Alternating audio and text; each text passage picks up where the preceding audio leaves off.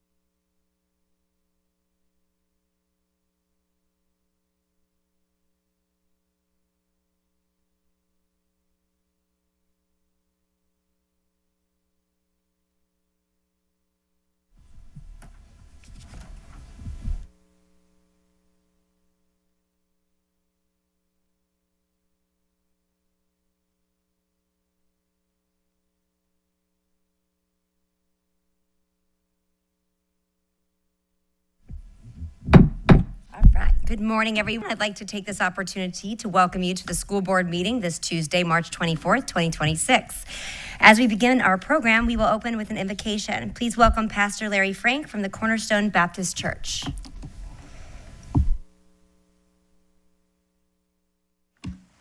Let's bow in prayer.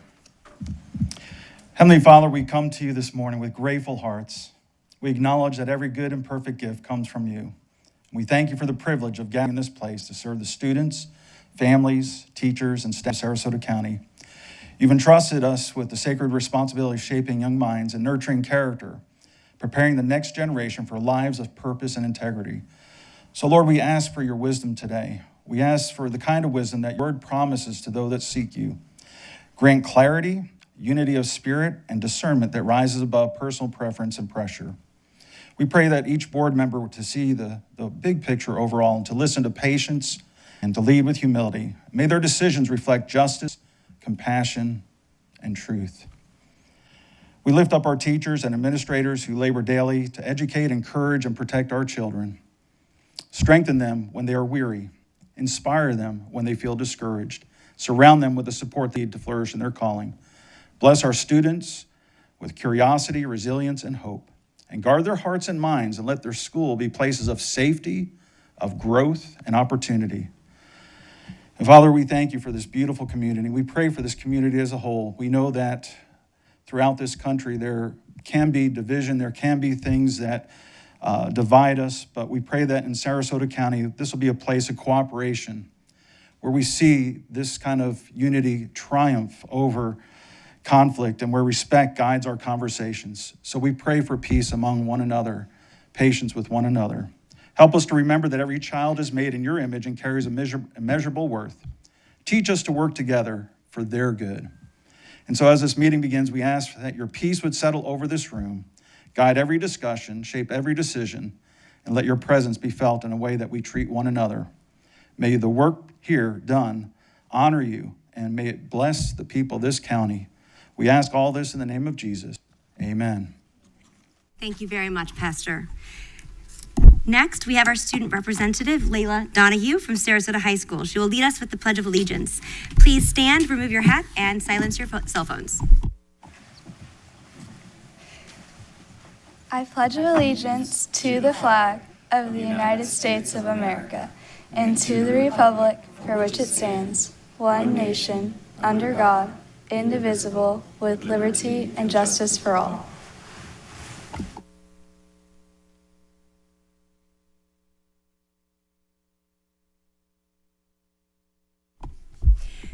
Thank you, Lila.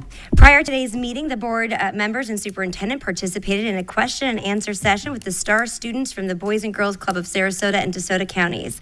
STAR, which stands for Students Taking Active Roles, is a training program created to encourage youth to take active roles in their community. The students are in our audience today. If you guys could please stand to be recognized and give them all a round of applause for their wonderful.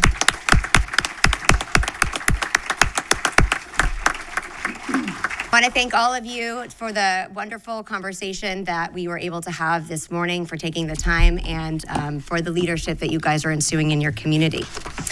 Next is our student representative, as I mentioned, is Layla Donahue from Sarasota High School. Welcome, Layla.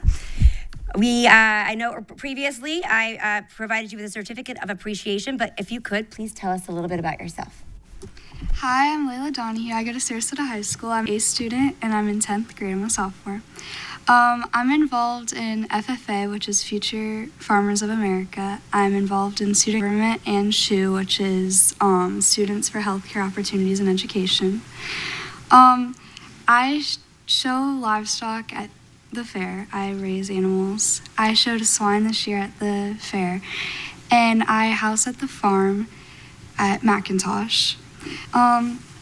I'm also a Sarasota High School cheerleader, so I'm very involved in my school in many different ways. My plans after high school, I plan to go to college to be a nurse and get my RN degree and work at SMH in the mother-baby unit. Yes.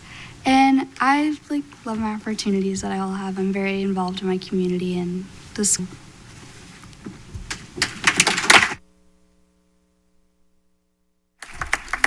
Well, we appreciate you coming today. I love SMH. I had all three of my children there, and I think they have a wonderful baby unit, so we'd love to have you as an addition there. So again, thank you for joining us today. Next, we have the superintendent's report. Mr. Connor. Thank you, Madam Chair, and good morning, everyone. Before we get started, I want to briefly highlight a few of our agenda items worth noting for the public. Item 7.9 is the approval to award the bid for career and technical equipment and supplies. This item will allow us to secure the tools and materials that we need to run very strong CTE programs in our district, meaning that students will have access to hands-on learning that aligns with the real workforce demands and expectations. Item 7.15 is the approval to purchase materials and services for panelized modular buildings throughout the year. As we have renovation needs and construction needs or space demands, we will be able to purchase or lease these portable spaces, and that will help us avoid disruptions and keep our programs operating. Item 7.17 is the approval to purchase materials and services for furniture. As always, you know, furniture needs are always continuously happening throughout the year. So whether we're renovating or furnishing new, like we are at our new high school that is opening up next year, or refreshing spaces, this will give us the ability to secure those types of furniture pieces. Item 7.21 is approval of purchase of the Phase 5.1 desktop and notebook computers from Hewlett-Packard Company. Every year we go a refresh process. We are on a 4-year cycle where we refresh departments and school sites with new technology so that we have reliable, safe, and up-to-date technology to support the learning that is going on. And so this purchase is not to exceed $15 million. It will support several of our schools, including our newest coming online next year, which is Welland Park High. And I thought this would be a good opportunity to just share, since we're talking about this purchase of computers and technology, and I know this has been a conversation happening really nationally around the use of online learning and blended learning and screen time for students. And so I thought it'd be a great opportunity just to share with the public about what we support as a district when we talk about our district online programming. So there are some main ones. We use the iReady program, and we have some other programmings that are supplemental and are very specific to certain populations within our schools, whether it be grade levels or demographics. So Mirror Learning is one of those, Imagine Learning, DreamBox we use as a supplemental for math, and Pinda Learning for science. And when we really took a deep dive in what were we expecting students to be engaged in on the screen time during the school day, we were able to create this graphic to see at the bottom of the screen there in the colored there. So a general education student in grades 3 through 5, the recommended dose of blended learning, whether it be from all of these programs that we would expect students to engage in, really average to about 22 minutes per day. Or if you wanted to put a percentage on, between 7 to 9% of the instructional time is expected that a student would be on screen. Now that is district supported programs. If teachers were requiring any additional supplementals within their classroom that they chose, an additional online platform, of course, that would increase that, but that is the minimum expectation that the district would be supporting with the programs that we have purchased. When you talk about general education grade 2 student, that comes to about 11 minutes per day or 5% of instructional time. For English language learners, they are using a blended platform such as Imagine Learning or Mira. That comes to about 22 minutes per day or 7 to 9%. And then students with exceptionalities and with reading goals or who have tier 3 interventions, we're looking at about 21 minutes a day with those prescriptive programs that we support as a district. Again, equates to about 7 or 9%. So we feel that there is a good balance. Understand that nothing replaces good instruction in front of a teacher. We always prioritize teacher-led instruction, teacher interventions over putting students in front of a computer. But these computer programs do have a purpose, and they allow us to provide very prescriptive diagnosis so that we can give students the learn path that is based on their needs, because it's able to assess them, provide that prescription, and give them a learning path that they can use throughout the year. And so we find a lot of value with these specific online platforms. So just wanted to give you those usage rates and considerations as we approve the item today. I do want to announce our 2026 School-Related Employee of the Year, Mr. Russell Dennison out of our Transportation Department. He is a bus driver who serves and has been here the past 8 years, always holding himself to very high standards. And I think he was so shocked he was speechless at the event. And he is always going above and beyond. I had the chance to ride along with him at the rodeo. You don't know what the rodeo is? That's a transportation event where they compete. They actually move through barrels. They do all kinds of things. And I actually got to drive a bus. Miss Barker was on that bus, and I'm surprised your hair didn't fall out when the superintendent was driving. I said, that's the one thing I don't think I can do, but they got me behind the wheel, and I didn't knock over any barrels, so I felt like I had a huge win. But they asked me to reverse the bus. I said, absolutely not doing that. I do want to bring attention to the Helping End Summer Hunger program coming on, and their community walk that is coming March 28th. We are partnering with All Faiths Food Bank to support the Walk to End Summer Hunger, and it will take place on Saturday, the 28th, at Riverview High School. The event site will open up at 7:30 a.m. and the walk will begin at 8:30. If you want more information or to participate, you can register online. STC will be hosting its annual open house on the 8th of April from 5 to 7 at our Beneva campus. Come on out to tour the campus, learn more about all of the different programs that we have related to career technical education. You can speak with financial aid specialists. You can even win a $1,000 scholarship, and there are plenty of food trucks to come out and enjoy some food. ESC Agency Fair and our You Are Not Alone event will be held on April 9th, 5 to 7 at the Venice Community Center, located off of 326 Nokomis Avenue. And you come out and explore the local resource for students and families, win prizes, and again, more food. And I want to remind our seniors, this opportunity is a scholarship opportunity hosted by the Sarasota District Administrators and School-Based Administrators Group to provide scholarships to a graduating senior who are enrolling in a post-secondary education. If you are interested in that, seniors, please apply by April 17th. And you can find more information on this QR code. We will be posting this on my webpage as well, so you can find this information later. Thought it'd be a nice reminder too, if you haven't had a chance to read our In Touch magazine, I really encourage you to subscribe to that. It is a community newsletter to stay up to date with all types of information that is going on. We school showcases so you can learn more about what's happening in our schools, and we highlight a lot of our achievements and the events and initiatives. You can go back and read all of our past editions, but you can subscribe and get email every time a new edition posts.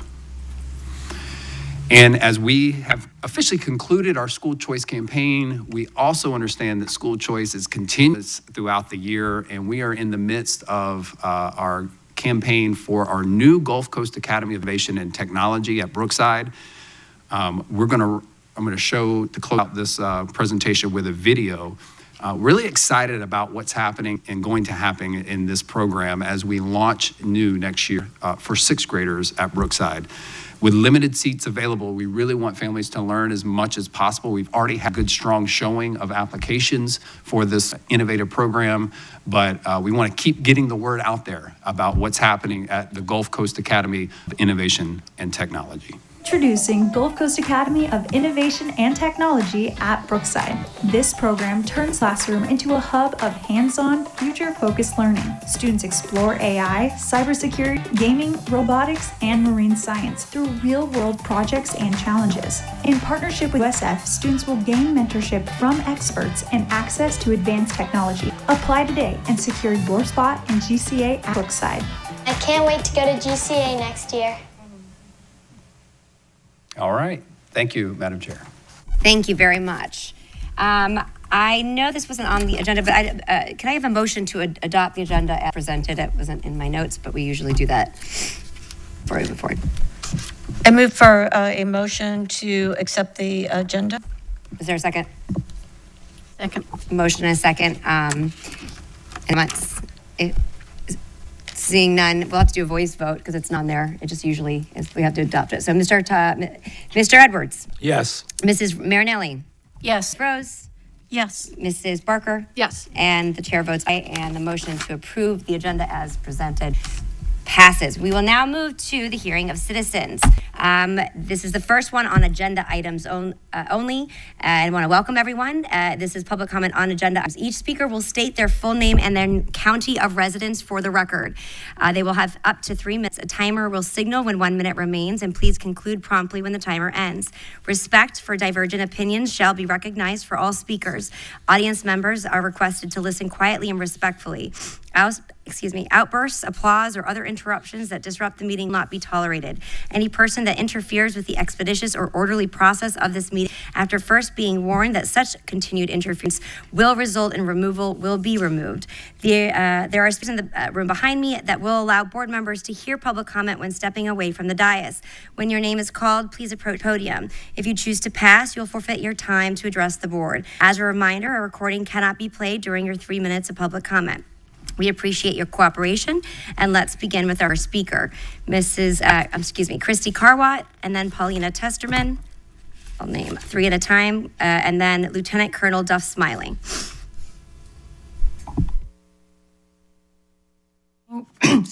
Board members and Superintendent Connor. I'm here to address agenda item 8.14. I'm so sorry, just for the record. Oh, County Christy President. Carwatt, Sarasota. Thank you. Okay. I'm here to address agenda item 8.14. I urge the board to vote no on advertising this policy and to reject it altogether. This proposal is being presented as a matter of student safety. However, when viewed in the broader context of this district's recent decisions and priorities, it does not meaningfully improve safety in our schools. Instead, it distracts from the real and urgent challenges facing our students, educators, and campuses. If student safety were truly the priority, this board would have more forcefully advocated for protecting public school funding. The loss of funds through voucher programs and their mismanagement has had real consequences for this district. Those losses have contributed to reductions in essential personnel, such as campus monitors and security staff, positions that play a direct daily role in keeping students safe. When public schools lose funding, schools become less safe. That is the reality our district is facing. Policy 5.301 does not address those realities. It does not restore staff, improve supervision, or strengthen school resources.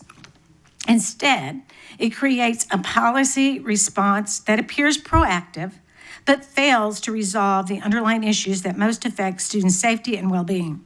Furthermore, it creates division in the community and is yet another unnecessary policy proposed by Mrs. Ziegler in her attempt to remain politically relevant. As members of a public school board, your responsibility is to put public schools first. Public dollars are meant to support public goods and service, and our public schools should be a top priority. I respectfully ask this board to vote no on advertising this policy and to reject it in its entirety. And I encourage the Sarasota community to support school board leadership that prioritizes strong, well-funded public schools and makes decisions that genuinely enhance student safety. The community can do so by voting for Tinneman, Glover, and Mayberry for school board in August. Thank you. Thank you. Paulina Testerman, Lieutenant Colonel Duff Smiley, and then Robin Williams. Please state your name and your county of residence. Good morning, I'm Paulina Testerman in Sarasota County. Mrs. Ziegler, I'm here today to shine a light on your unyielding hypocrisy, though frankly unyielding is a little too generous. There is no one, absolutely no one, who indulges in performative victimhood with quite the same enthusiasm as you, well, other than Mrs. Marinelli. And almost unfailingly, you managed to position yourself at the epicenter of the very chaos that you later condemn. You manufacture the fire, then arrive on cue to sell our community an extinguisher. So today, Savior Ziegler graces us once again, this time to rescue public education through Policy 5.301 regarding student demonstrations. Now, let's not insult anyone's intelligence. We can all agree that students should not be disrupting classrooms. That's not a bold stance. But since you seem so fond of selective outrage, let's take a brief walk down memory lane to 2021, just 5 short years ago. I'm going to read from the transcripts of Sarasota Moms for Liberty meeting, an organization you helped co-found, right? You remember that, Mrs. Ziegler. And to avoid any revisionist history, I will be publicly posting the video on my Facebook page so the community can see it for themselves. At that meeting, the co-chairs of your organization didn't merely tolerate disruption, they choreographed it with glee. They instructed parents and students on how to defy classroom rules and protest on school grounds during the school day. Quote, "It is going to be amazing if we can get all of these kids to do it. And after this, we need you to have your kids share this on Snapchat, Instagram, and Facebook. I mean, make it go viral. We don't care if administration knows because there's nothing they can do. We're going to cause mass non-compliance, which in turn will cause mass maybe confusion." So let's try this again, Mrs. Ziegler, slowly. Who exactly are the nonprofits encouraging protests in our schools? Who are these organized disruptors you now warn us about with such theatrical concern? And where exactly was this moral clarity in 2021? Where was the outrage when parents were, by your current logic, grooming children to protest, using them as pawns, coaching them step by step on how to deliberately disrupt the classrooms you now claim to protect? Students were being encouraged to cause mass confusion in our schools, and yet not a whisper of concern from you, no alarm, no indignation, no pearls clutched. Mrs. Ziegler, go buy a mirror, a large one, because the next time you go searching the source of disruption, disturbance, and distraction, you won't need to look any further than your own reflection. Shame on you scapegoating our local children for problems you have only contributed to. You have not only contributed to, but actively cultivated over and over and over again. Bravo on your performance.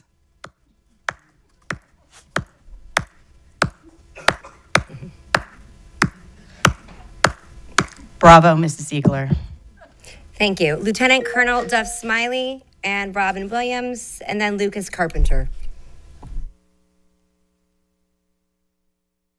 name's Duff Smiley, and I'm from Sarasota County, and I'm going to talk about 5301. But I think, first off, I'd like to discuss civility in this room, and the last speaker was definitely of how not to be civil and how not to be listened to. I'm here today to support policy 5301 because the district cannot function without clear enforceable standards. And I support the dissemination of this policy for everybody's learning. Students have the right to express themselves, but expression cannot come at the expense of the learning environment, and it cannot override the rights and safety of others. Schools are not designed to be political backgrounds or training for activists, which I believe a lot of that is going on. And right here in this room and right outside, it's a training ground for activists, and it seems to be taking priority over learning by some of these students. Our schools are designed to educate. The policy defines demonstrations, disruptive conduct, walkouts, sit-ins, school-sponsored events, so there's no ambiguity. And I think it's reasonable to get that out to the students and the community as a whole. It makes clear that leaving class to participate in a demonstration is an unexcused absence, not a field trip. Importantly, this policy protects students from being used by outside organizations and interest groups, which I believe they are, political and directing or orchestrating student demonstrations on our campuses, as they did. Students may express their views, but interest groups outside the school system should not be pulling strings, turning our schools into staging grounds. This policy gives everyone, students, staff, and families, a clear constitutional framework for going forward. This policy is about ensuring that speech and political activism does not interrupt instruction, jeopardize safety, or undermine the educational mission of our schools. Seems to be taking priority in a lot of cases. For these reasons, I urge you to support the dissemination of policy 5301 for maintaining order and protecting every student's right to learn. One reason students are flocking to charter schools because of this ideological indoctrination that's taking place in our schools. Our parents and our students are voting with their feet, and they're going to these other schools because they're being indoctrinated in our schools, and our parents and students do not like it. Therefore, they seek other forms. Bye-bye. Thank you. I want to remind everyone in the chambers to please be respectful with each speaker, whether you agree or disagree. It is their moment to speak. And if we have to identify you, you're warned and then removed. But hopefully we can all behave. You may see Robin Williams.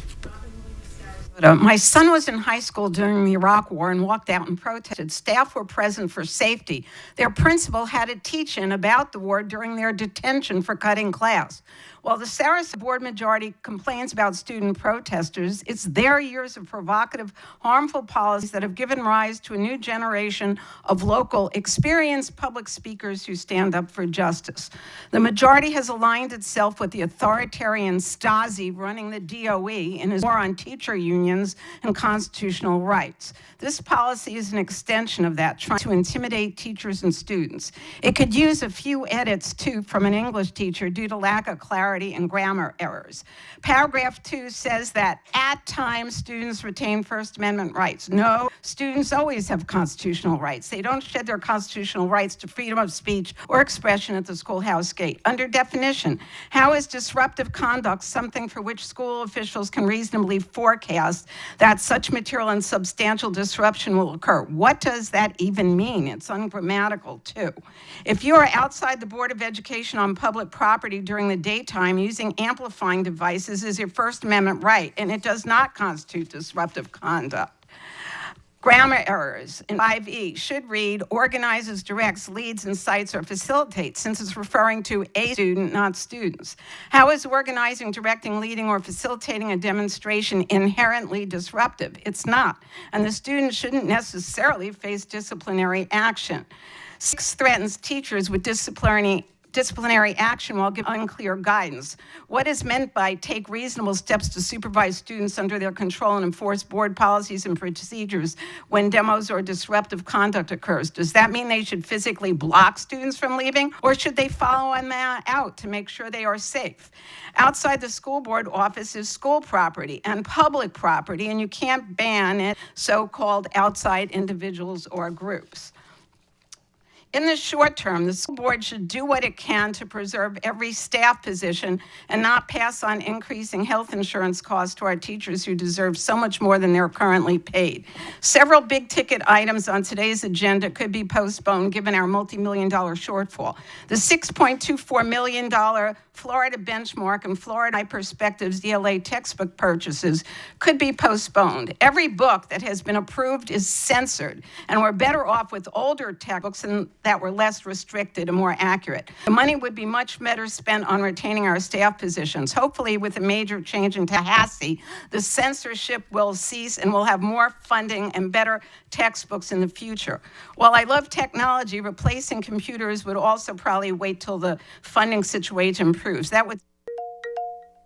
Thank you very much. Lucas Carpenter, Andrea Buscemi, and Beth Mayberry. I believe I cannot read that last name.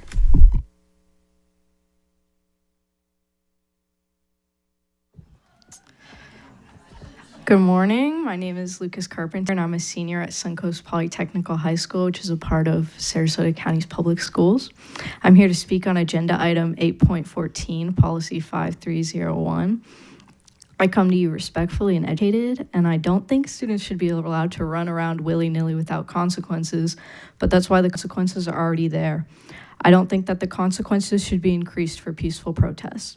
The punishment and the policy are intentionally written vaguely to make way for harsher punishment. Additionally, the third-party organization wording makes it sound as if we students are brainless zombies subject to mind control. I turn 18 next month, and I move to start college in the summer. I have free will, and so do my peers. It's clear that this is not in the best interest of students and their safety, but part of a different plan. A draft of this policy was uploaded on social media a day after the Florida Education Commissioner released a memorandum against student protests and walkouts. I'm not going to waste my time explaining that this is clearly virtue signaling. You're adults, you know what you're doing when you do it, or at least you should. The fact is that if one votes to pass this policy, they're clearly choosing to side with a partisan-aligned agenda, and the Sarasota County School Board once again will oppose the will of the students of Sarasota County Public Schools. Students' rights don't stop at the schoolhouse gates, and this policy does not change that. America knows better, and students know better. Also, I would like to add that I love Jesus, but I don't think that the pastor is allowed to explicitly name Jesus Christ in his prayer and say, "In the name of Jesus Christ, amen," during the non-denominational prayer. We're a government facility, so thank you. Thank you very much. Andrew Buscemi, Beth Mayberry, I believe I can't read the handwriting, and then Ashley Servey.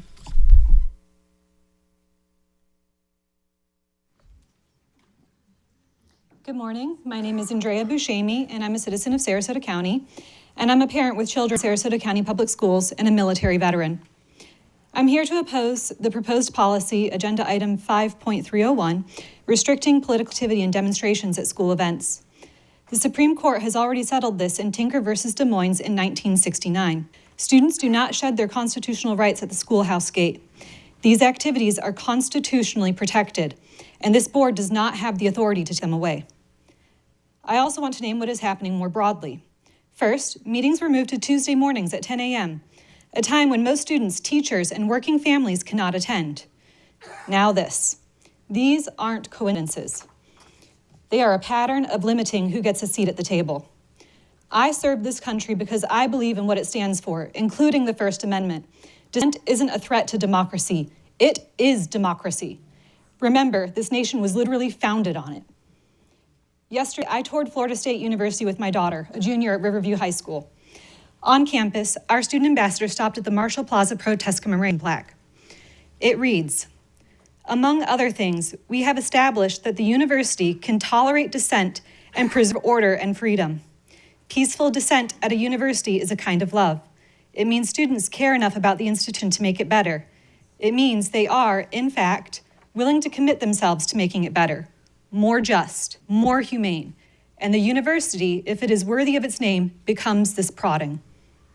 If we want Sarasota County students to be ready for top-rated universities like FSU and for life as engaged and active citizens, we need to prepare them for civil discourse, not silence them. To the individuals on the board who proposed this policy, if you cannot tolerate the voices of the students and families you are elected to serve, then you are not fit to lead. Leadership requires listening, not silencing. I call on you to step down and make room for leaders who understand that. To the entire board, I urge you to reject this proposal. Listening to student voices isn't disruption to your work. It is your work. Thank you. Thank you. Beth Mayberry, Ashley Servey, and Sally Sells. And again, reminding, please state your county of residence. Beth Mayberry, Sarasota County. Yes, it's true. I have terrible handwriting. Middle school teacher, sorry. I'm a retired teacher, a former certified financial planner, a mother and a grandmother of students who've attended, are attending, or will attend Sarasota County schools. I'm also a candidate for the school board District 5 this year. I want to commend the school board for highlighting the important issue of students protesting. Our generation had a long history of protest, resulting in many advances, equal rights for women and environmental protections like water conservation and recycling. And some of those protests were organized and facilitated by our teachers. Remember Earth Day? If, as stated in the last school board workshop, we already have sufficient disciplinary rules in place for students who disrupt classes, leave school early, or skip it altogether, why does there need to be an additional policy? Has anyone besides the board majority been seeking additional direction on this issue? Or is this policy looking for a problem that doesn't exist? Like most parents, teachers, and community members, I believe that kids learn best when they're in school and in class. I'm in no way advocating for students to be leaving the class or campus. But when the board majority has already limited student voices in so many ways, for example, by moving board meetings to times when they cannot participate, give input, or voice concerns, it should be no surprise that students will find another way to express their dissatisfaction. America is a country founded on and shaped by protest. Take the Boston Tea Party, civil rights protests of the 60s, or Kent State. These and many civic actions led to the sharing of ideas among many of the disenfranchised, who were able to come together, finding creative ideas to make America better. Limiting discussion has never made America better. Please reject this policy. As a school district, if we do not see any additional funding from Tallahassee, we're going to need all the creative ideas that we can find to solve some of the problems that we face as a district and that the students live with 180 days a year. Wouldn't it be a better idea to just give students the ability to voice their concerns and their ideas at an appropriate time in an appropriate forum? Aren't school board meetings an appropriate place and time for that? Let's move meetings to a time when we can welcome all our stakeholders with all of their ingenuity. I know it seems like a crazy idea, but I think it just might work. Thank you. Thank you. Ashley Servey, Sally Sells, Robin Pickett.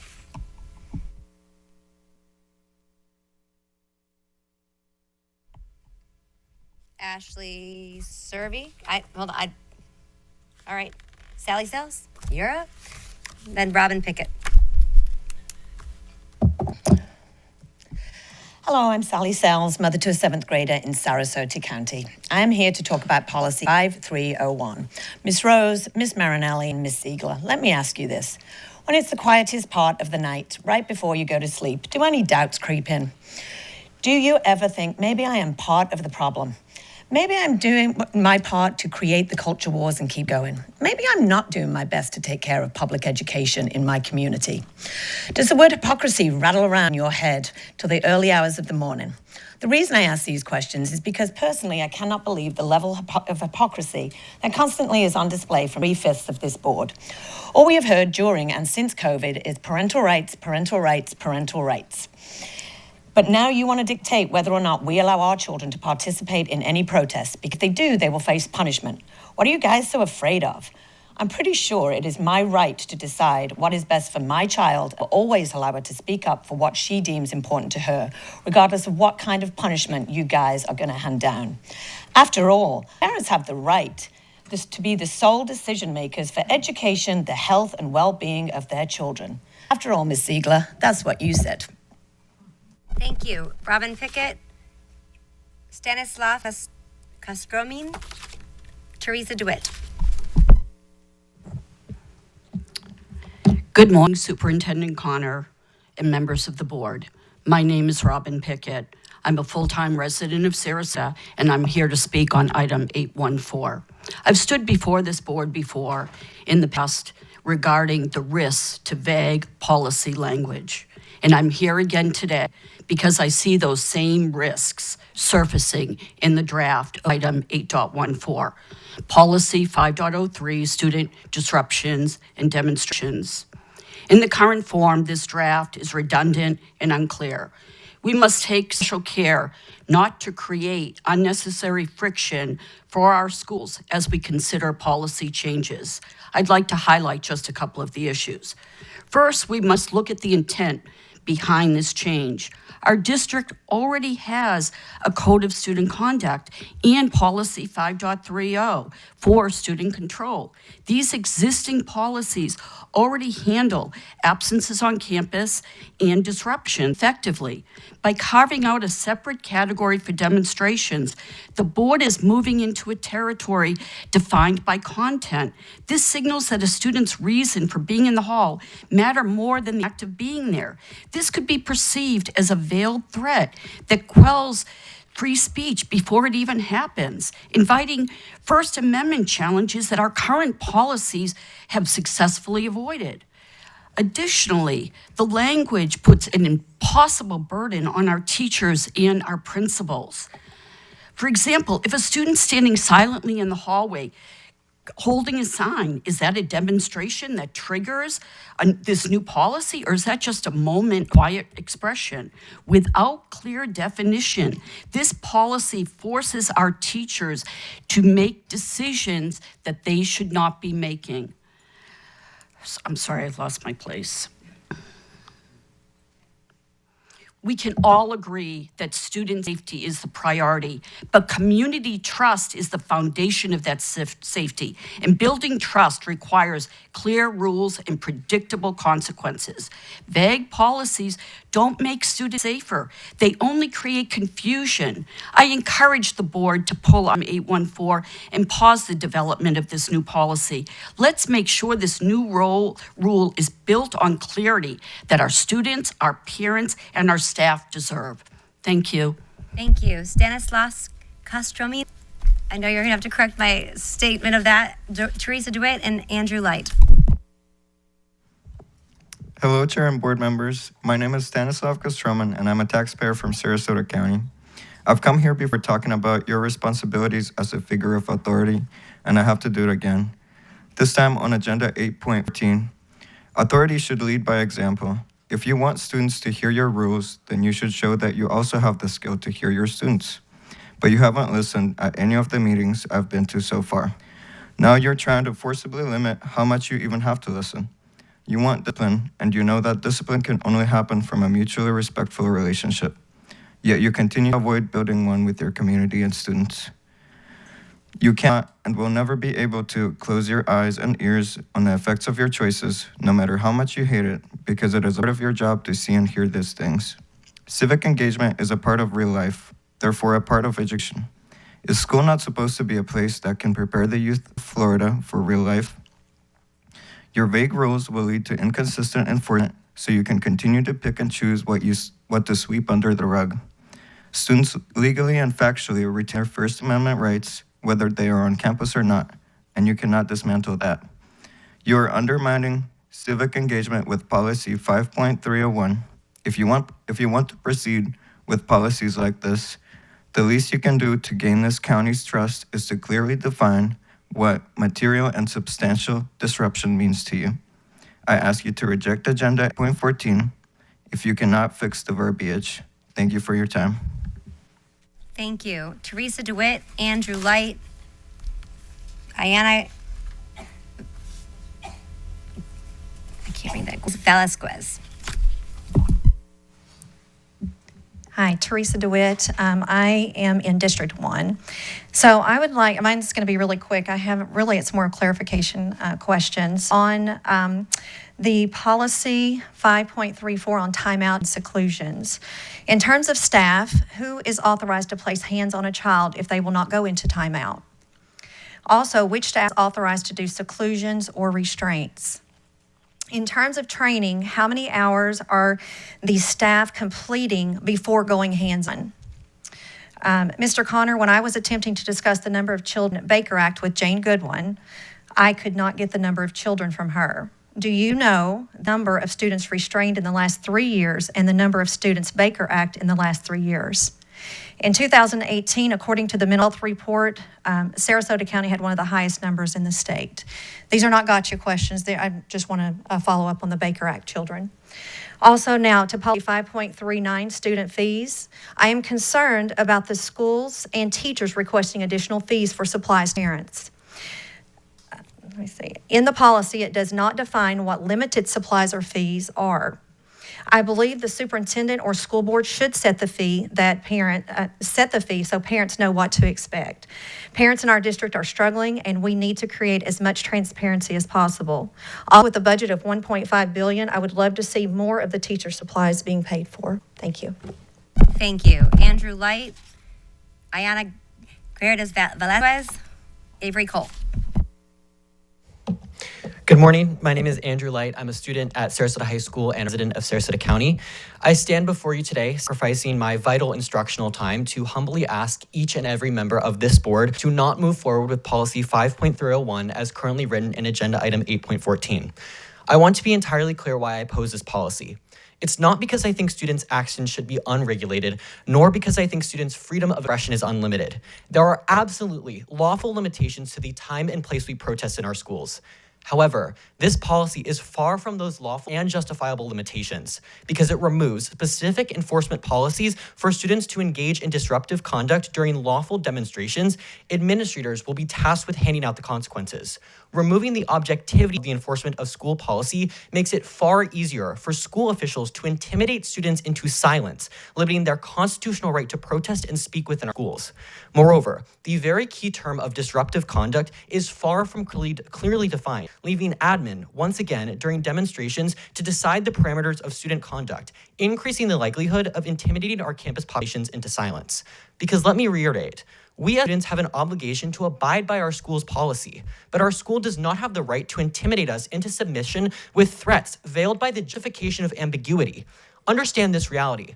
The demonstrations taking place on our campuses are peaceful, lawful, and non-disruptive. This policy jeopardizes that sanctity by removing the specific guidelines by which both students and admin can follow to ensure that they are not making instructional time difficult for our hardworking educators.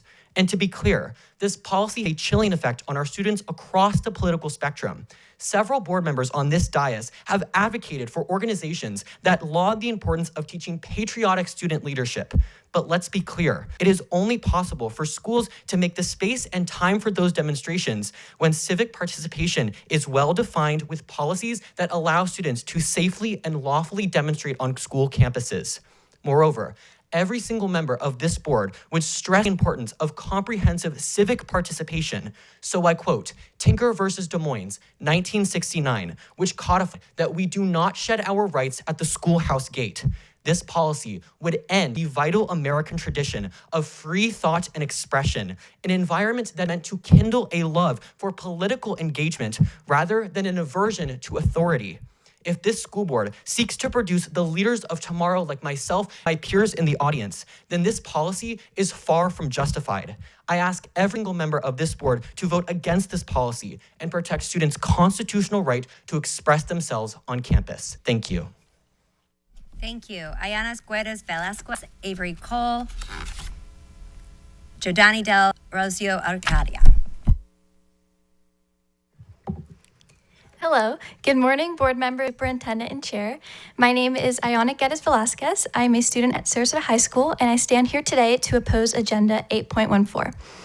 As long as I've attended Sarasota schools, I have never enjoyed indirect instruction, and this policy reflects exactly why.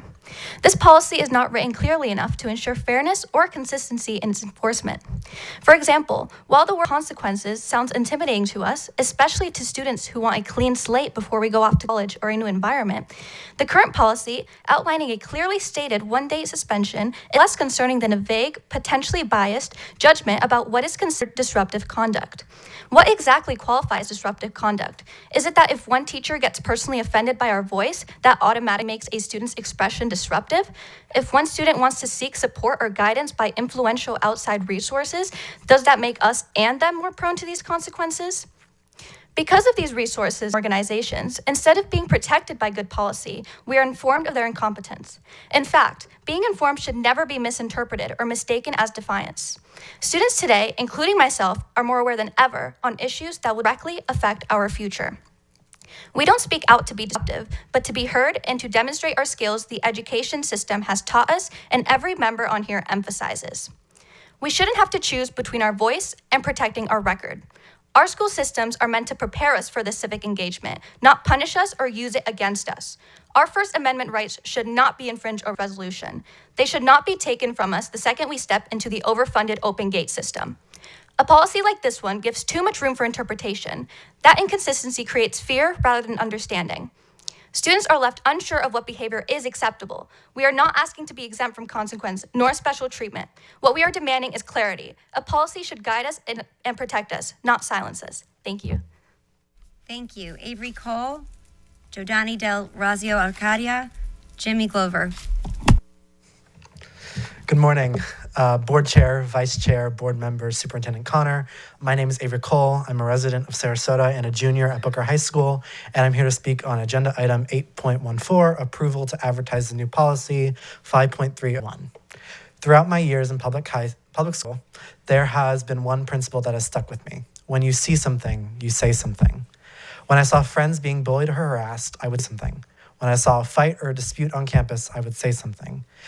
This principle is something I practice with this board. Whether you remove protections for LGBTQ+ students or pass a resolution to cooperate with ICE, students will be here to say something. When it comes to matters of this board, it has been made clear that you do not want us to say anything. You do not want us here or to speak out.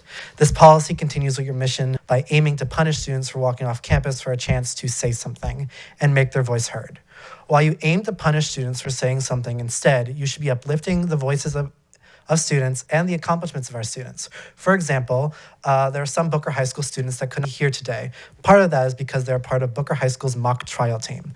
Our mock trial team won their district competition in February and could not attend today, as this is their only day of school, as tomorrow they leave for Orlando to compete in the state championship and represent District 12 of Sarasota. May I note, this is the first time a public school has won in over a decade. Instead of punishing students who are speaking up about issues they believe in, we should be uplifting the voices of those and sharing the accomplishments of students like this. I had the opportunity yesterday to attend their dress trial with some family members, and let me just say, our students in our public schools are amazing and incredible. Students' voices should be uplifted and amplified, not silenced and snuffed out. Our students are a pillar in our public schools. Without them, we would be nothing. With us, you would be nothing. I believe I speak for myself and students who can't be here today that the students of this district do not support being silenced by our school board. We ask that you remove this policy from advertisement, and if you truly believe that there should be some guidelines around student protests that aren't already there in the lens of safety, please reach out to students district-wide and ask for their opinion. I'm sure students across this district would love to explain their perspectives and viewpoints on this issue. I would hope you would like to all hear from them. If you want more than our perspective, please host a town hall, give opportunities for all students, parents, staff, and community members to give you their opinion. Our students are not a voice you can silence easily. Our students have shown time and time again that they will not back down. Thank you. Thank you. Jodani Del Razio Arcadia, Jimmy Glover, Cassie Jewell.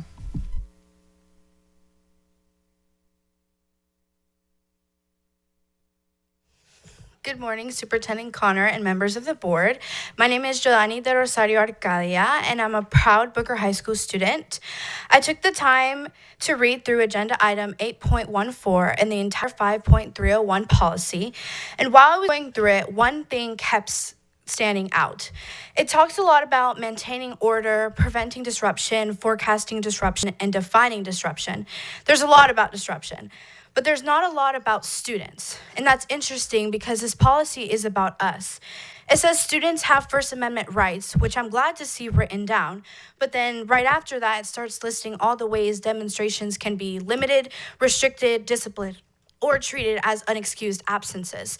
So reading it feels a little bit confusing because on one hand, it says students do have a voice, and on the other, it kind of feels like there's an invisible boundary around whether that voice is acceptable or not. Like it's okay to speak up as long as it's not too loud, as long as it doesn't spread, and as long as it doesn't force anyone to actually pay attention. And I don't think that's the message this district actually wants to send. Students aren't out here trying to shut down schools or cause chaos. Most of us just want to be heard when something matters to us, because obviously some of the board isn't listening to us, since it feels like decisions keep going the opposite direction of what's best for the students you serve.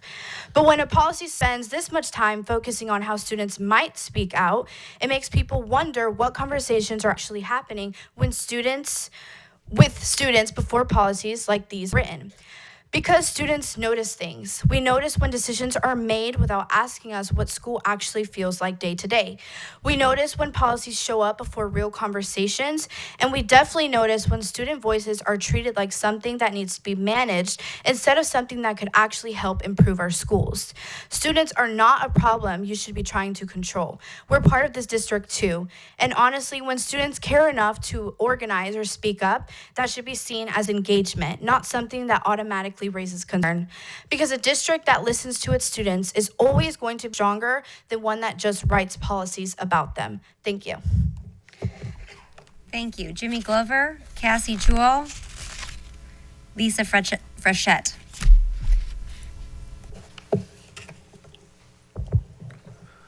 Good morning, I'm Jimmy Glover, Sarasota County. I'm the father of a Booker High School student, and I'm also a candidate for this school board. I'm here on new business item, the proposed student disruptions and demonstration policy 5.301. And I'm going to be direct. This policy responds to students showing up and speaking. That should concern all of us. We say we want students engaged. We say we want them to understand how government works. Then they show up and we start putting limits around it. We move these things to 10 o'clock in the morning. That's during the school day. So now a student has to choose, sit in class or come here and be heard. Now we add this policy. If they come here and someone decides their presence is a disruption, that absence could be unexcused. That's not a small thing. That's a message. It tells our students their voice comes with consequence, and they will understand that clearly. Our parents should be able to make that call. If my child is coming to a school board meeting, that absence should be excused. That's part of their education. Separate from it, let's be honest about what's happening. It's easier to manage the room when students are not in it. It's quieter, it's more predictable. But that's not leadership. Leadership is listening to what is uncomfortable. Leadership making space, even when you don't agree. If a student takes the time to come here, stand at the podium and speak, that should mean something. We should respect that. Not label it, not discourage it, not penalize it, because once the students believe this space is not for them, they're gonna start coming. And when that happens, we're going to lose something that we'd never get back. This board should be open the door wider, not narrowing it. This policy moves us in the wrong direction, and I ask that you reject it. Thank you. Thank you. Cassie Jewell, Lisa Frechette, Lydia Miller.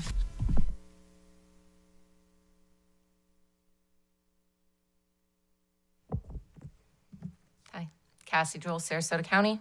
I'm here regarding this proposal for 5.301 and this from the district's previously stated position that student walkouts are handled under the existing student code of conduct, now advancing the policy that specifically defines demonstrations and ties them directly to disciplinary pathways, including situations involving anticipated disruption. I'm concerned, I'm frustrated, and I'm tired. I'm tired of being here. I'm sure you're tired of hearing this, but we keep coming back here, because this is not what's actually impacting students and teachers every day. We should be hearing solutions about issues that would meaningfully improve the district. Things like classroom support, safety, staffing, contracts, not continued focus on policies that expand how student expression is regulated. And that just feels like a continued escalation into areas that are politically charged. While real day-to-day issues are unaddressed, and from the outside it looks like a pattern where attention keeps shifting from one controversy to the next while the core needs of students and teachers remain the same. And at the same time, we're seeing support for student political engagement in some contexts while moving towards policies that would discipline students for demonstrations in others. That inconsistency is difficult for me to reconcile. I'm here again, taking time away from work because public comment is the only way parents can participate in this process. Schools are designed to educate, not regulate. Activism is an important part of political expression, and the idea that interest groups could pull strings with teenagers is hilarious. I know not all of you have teenagers or have ever had teenagers, but they're going to do what they want, especially if they're passionate and you tell them not to. And I don't think it's unreasonable to ask, where is this going? Because the direction right now does not feel focused on schools, it feels focused on expanding control. There are real issues in this district that deserve attention: safety concerns, student well-being, teacher support, pushing us in the right direction. You three in the center keep yanking us back. Sorry.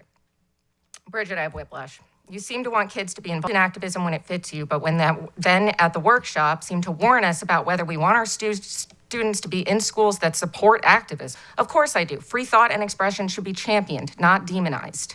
This should not be the priority. There are real safety crises in some of these schools you aren't facing. Where is your outrage there? Have you given no thought to the fact that many leaving the district for charters because of abuses on their children in this district that you repeatedly mishandle? This district is not safe, and it has nothing to do with restricting our children's rights. It's not about safety, and you know this. It's about suppression of children's voices you disagree with. Stop it. Thank you. Lisa Frechette, Lydia Miller, Dylan Ramsey. Good morning. My name is Lisa Frechette, and I'm a Sarasota resident, and I'm a former public school special education teacher. I am asking you to reject Policy 5.301 as currently written. Let me begin by saying that student safety is an environment created by adults. The foundation for creating a safe environment for our students is clarity. The words in the proposed policy, specifically disruptive conduct, are not clearly defined. If adults aren't on the same page regarding the meaning of disruptive conduct, how can they provide clarity for their students? And how can teachers, staff, and administrators actually provide fair and consistent enforcement? This policy is too vague, and it risks uneven and even unfair enforcement. Students in an environment fraught with inconsistency and lack of clarity do not feel safe, and I know that as a teacher, and rightly so. If the bottom line is creating a safe environment for all of our students, the wording in this policy fails. Specifically, the phrase material and substantial disruption needs clarification. Students shouldn't have to guess what will get them punished. And remember, and if I were back in the classroom, I'd write this right up there, clarity equals safety, and we don't have clarity. Reject policy 5.301. Thank you. Thank you. Lydia Miller, Dylan Ramsey, sorry, was that? And Casanova Doherty. Morning. Lydia Miller, Sarasota, Florida. And I'm here to ask you to reject 5.301 policy today.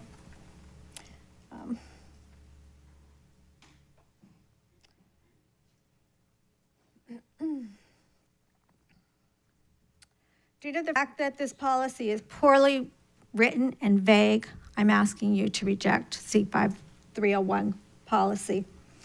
The ambiguity of the policy does not specify criteria for punishable behavior, and this leads to independent interpretation of what defines punishable offense. It also does not define uniformity of punishments, giving the school's administration the duty to determine individual punishments, which can lead to scapegoating.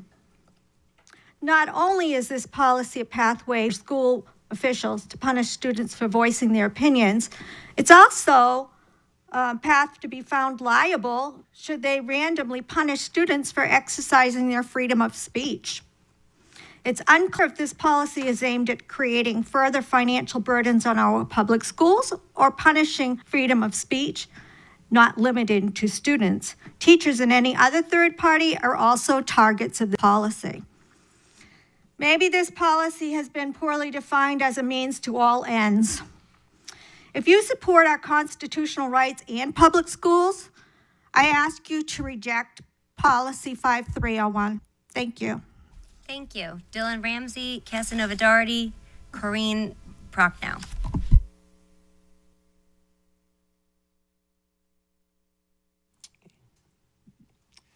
Good morning, school board, Superintendent Connor, and everyone in the room joining us this morning. My name is Dylan Ramsey. I'm a born and raised resident of Sarasota County, former Sarasota County public school student. I'm also the proud father of a current public school student. Today, I'm sharing my concern on agenda item 8.14, which is to advertise new policy, student disruptions and demonstrations. Honestly, I really do not understand why this is something we're focusing on. Why are we putting energy into advertising new policies on how we can punish our students more? Who's asking for this? I have many parent friends with children in the public school system, and I also have the pleasure of being friends with many teachers from our public schools. And when we talk about what's going on within our schools, what our concerns are, what we're worried about, never at any point has any parent or teacher said, you know what? Students are protesting too much. We gotta do something about all that protesting. No, I hear real concerns about what's happening. Weapons being brought into our schools like what happened in Venice. I hear concerns about vaping in the bathrooms and the violence that happens in those bathrooms because of the vapes, like what happened in Northport. I hear concerns that our school district is running out of money, that our teachers and school staff don't know what their benefits are gonna look like, benefits that all their families rely on. Concerns that they're not even gonna have a job anymore. The county public school website uses the phrase right sizing. Well, that's actually downsizing, and downsizing means layoffs. I think the corporate jargon is distasteful and it's not right or respectful to our teachers and our school staff. They deserve better than that. Please stop focusing on trying to punish students on non-issues. Please focus on working together to fund our schools, our teachers, our admin staff, and our students' future. They deserve it. Because if we don't fund our schools, there's not going to be any schools left for students to walk out of. I'm told funding is an issue because of choices made from Tallahassee. Well, as elected officials, I ask you to work together with our state elected officials, communicate to them on behalf of our students, and parents and advocates too. Contact your House and Senate members. This year, $45 million of Sarasota County taxpayer dollars will be used for the private school voucher program, not for our public schools that desperately need the money. At the very least, ask our lawmakers to allow the Auditor General's recommendation to separate voucher funding from the Florida Educational Finance Program so our public school can receive the funding that's meant for them. Thank you. Thank you. Casanova Doherty, Corrine Prochnow, Nicole Wowitz.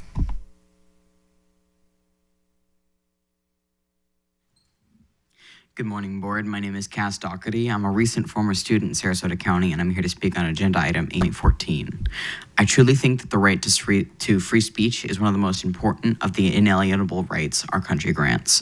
The constitutional right to dissent, to protest, and to speak up against things you don't believe in, as our founding fathers did, has been upheld by our courts and protected by our communities as long as it's existed. This right extends within the walls of our schools and today is threatened by this policy. It is begging for standardization across the board and clearer language. Please vote no on advertising this policy. Do not continue this board's line of actions attempting to silence and intimidate our students for the sake of your own political relevancy. Our students are some of the most spirited, resilient, brilliant, and powerful folks I've ever met. To cover your ears while they're trying to speak to you, to shut your doors, change your meeting times, punish them for showing up anyway, just because you don't like what they're saying, says more about this board than any individual action or speech ever could. August is closer than anybody thinks. ADL. Thank you. Corrine Prochnow, Nicole Wowitz, Patrick Eaton.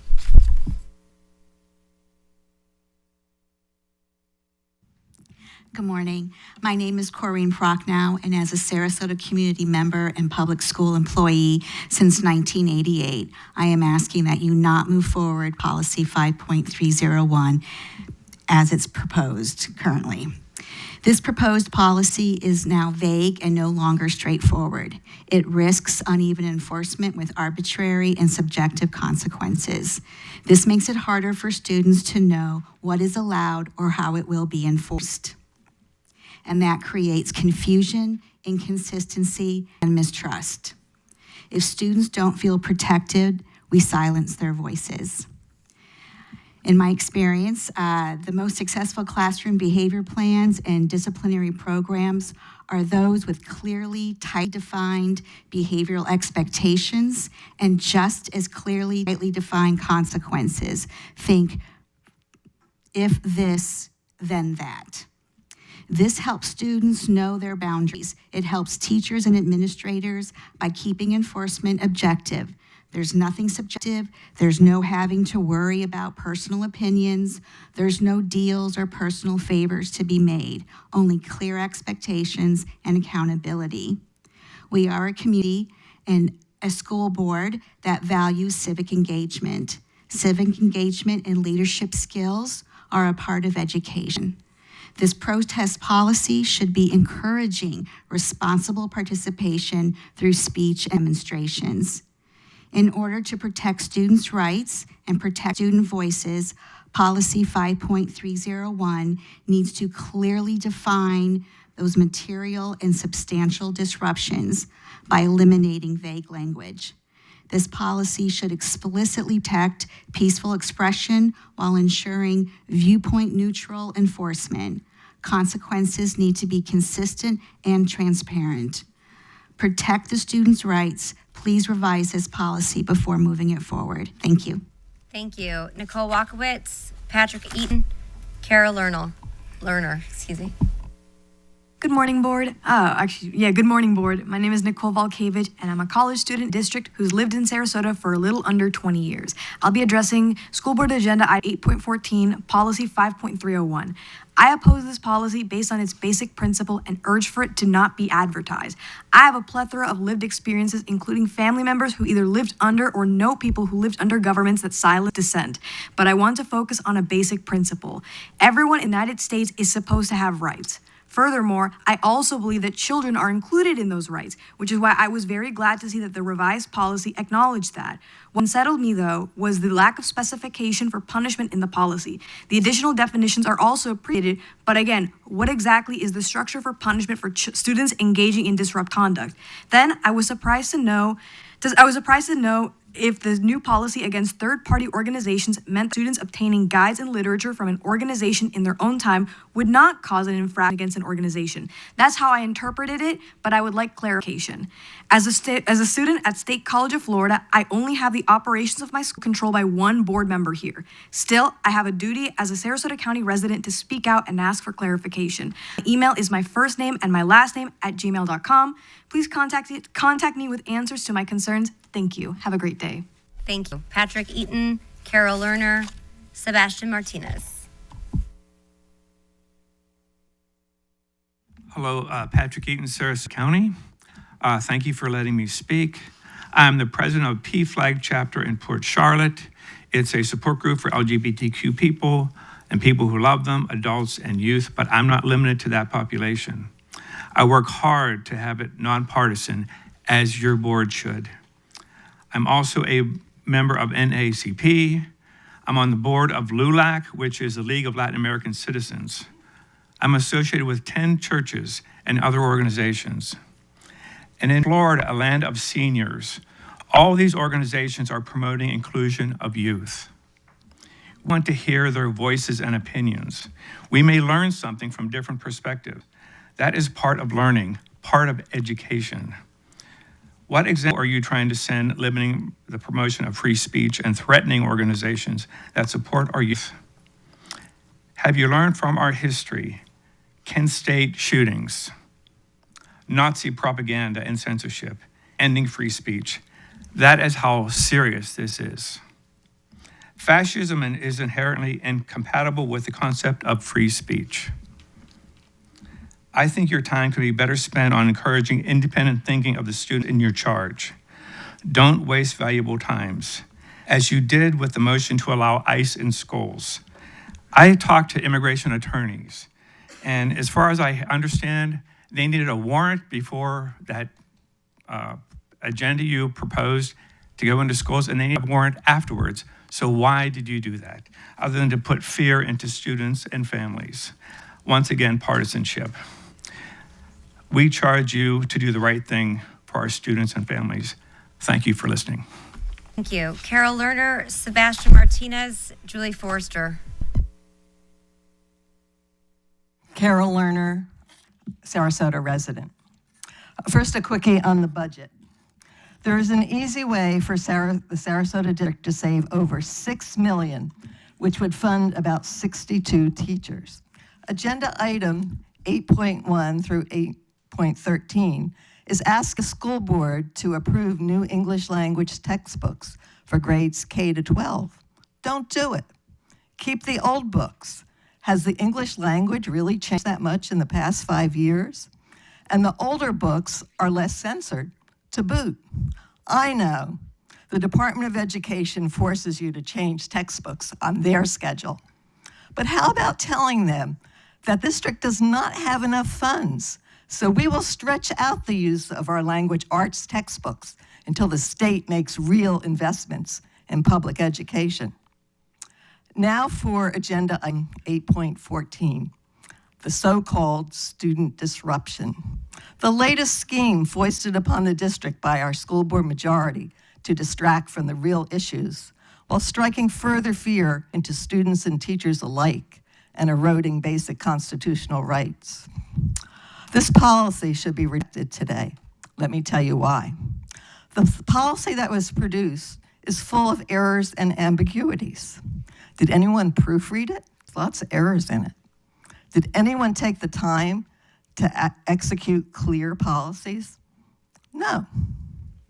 There is so much to be concerned about in this policy. In the second paragraph, it states that students retain First Amendment rights at times. Then it goes on to identify limitations. Yes, some limitations are reasonable, but students retain their constitutional rights at all times. One of the definitions of a demonstration in Roman numeral 1A indicates that demonstrations can convey religious messages that include, among others, symbolic expression. Does that mean if a group of students decide to wear a Christian cross or a Jewish Star of David, they could be construed as an organized demonstration? It sure reads that way.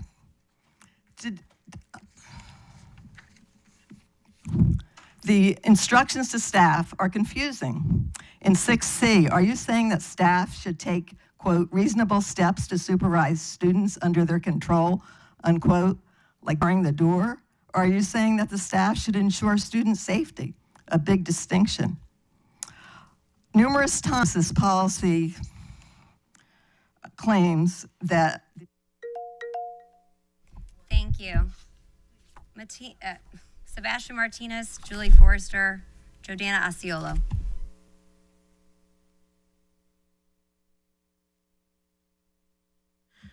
Good morning, board members. My name is Sebastian Martinez, and I'm here to speak on agenda item 8.14, the board majority's proposal to attack one of our nation's most fundamental rights, and that is our freedom of speech. For anyone watching at home during this board meeting, you'll watch as the board majority is going to say that this policy is what's best for our district. This proposed policy, explicit goal can be described with one word: control.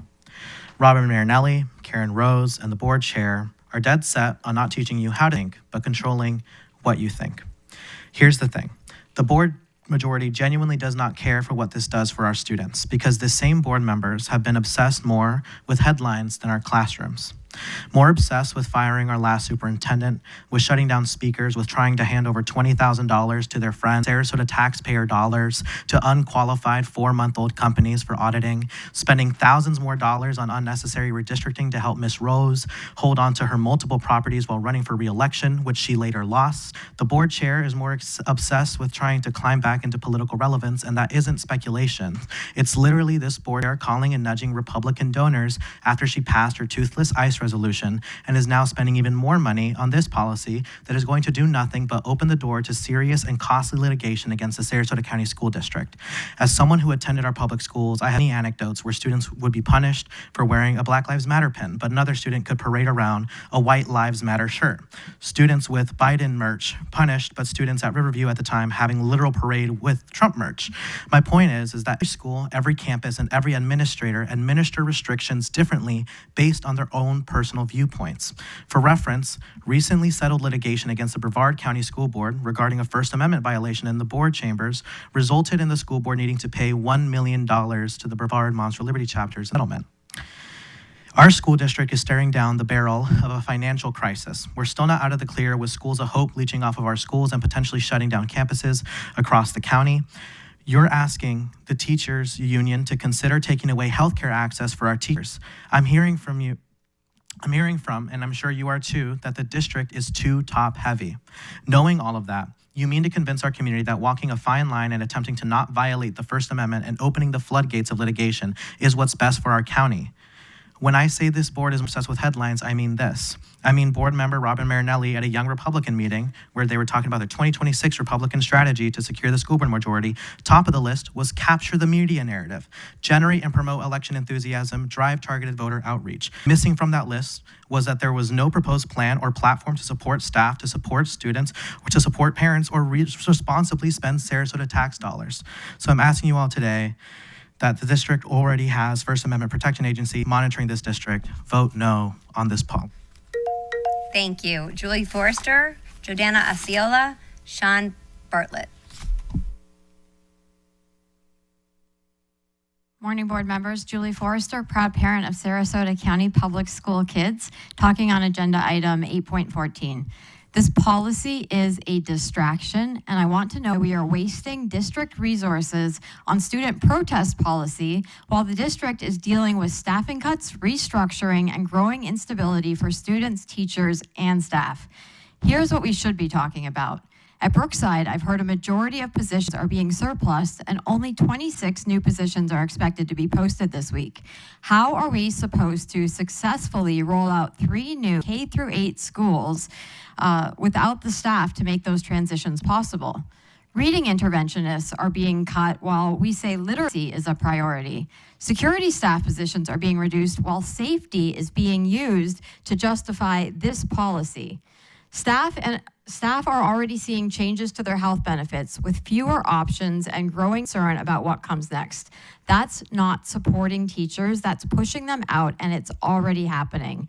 I have a friend who wants to become a kindergarten teacher. She started working in one of our public schools, and the teacher there told her, "Don't do it. We care too much about you." So now she's working as a clinic aide, and instead she's planning to become a nurse. You are literally driving people away from the teaching profession entirely. So I want to know why we are talking about a policy that will impose additional restrictions on students and staff instead of having a conversation about staffing cuts, benefits, and teacher retention. When teachers are leaving and when people are choosing not to become teachers at all, that is what impacts students, not student protests. When you look at the pattern of decisions coming from this board majority, your alignment is clear.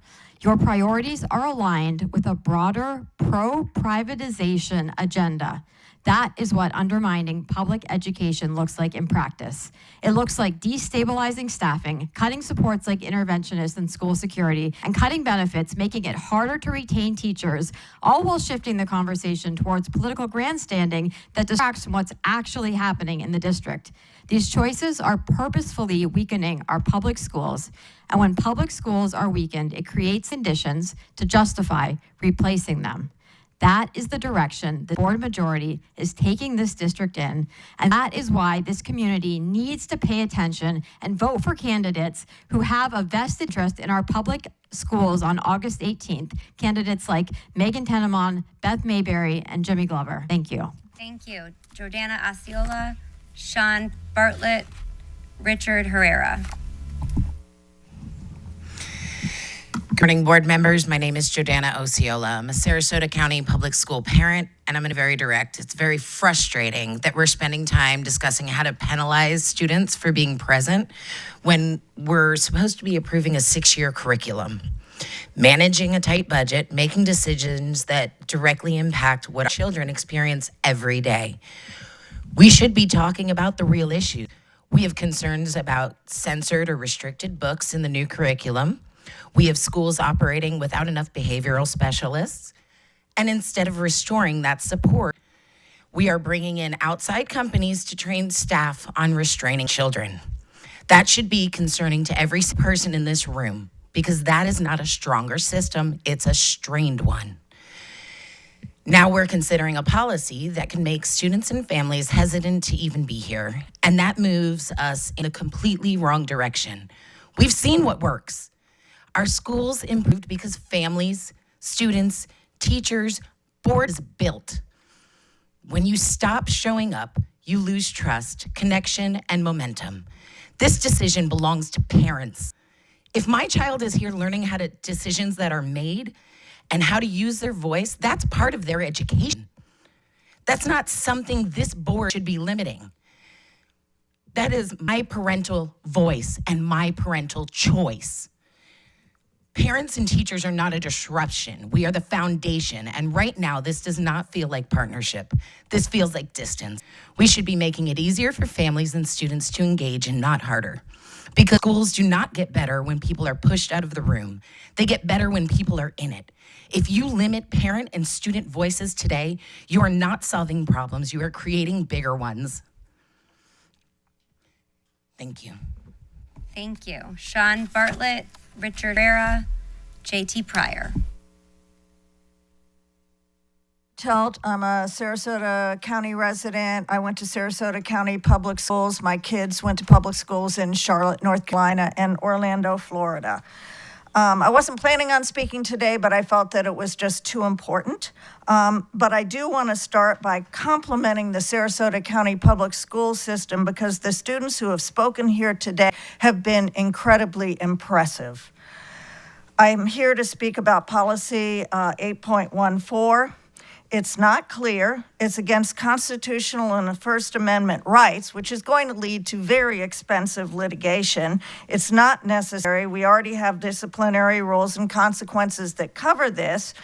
And clearly, our students aren't clueless zombies controlled by outside organizations. They are way too smart for that. And I respect them. Please focus on the real needs of our schools and our students. I'm also totally opposed to the time change, making it incredibly different for parents, teachers, and students to attend and speak. Please change it back. I'm sure if it was at 5 o'clock, you'd have over 150 people speaking instead of 40. And have you noticed that less than 0.5% of the speakers here today have supported 8.14? Aren't you supposed to represent us? Why are you not listening to the vast majority of students and parents who live in Sarasota County? Thank you. Thank you. Richard Herrera, JT Pryor, Sonia Howman. Rich Herrera, Sarasota County. I need to talk to the board separately after the meeting, if that's possible, about a personal issue. That's all. Mr. Connor. Thank you very much. Sonia Howman, no, JT Pryor, Sonia Howman. And that's it. That was almost bad. Good morning. I'm JT Pryor. I'm a progressive Christian minister serving Sarasota County. And just to say, looking at our board majority, I have really just lost trust in this institution. I'm urging you to pause policy 5.301 and make revisions to it. While I understand the need to make some policy to ensure safety and learning of every student, that is what we elect you to do, the proposed policy is vague.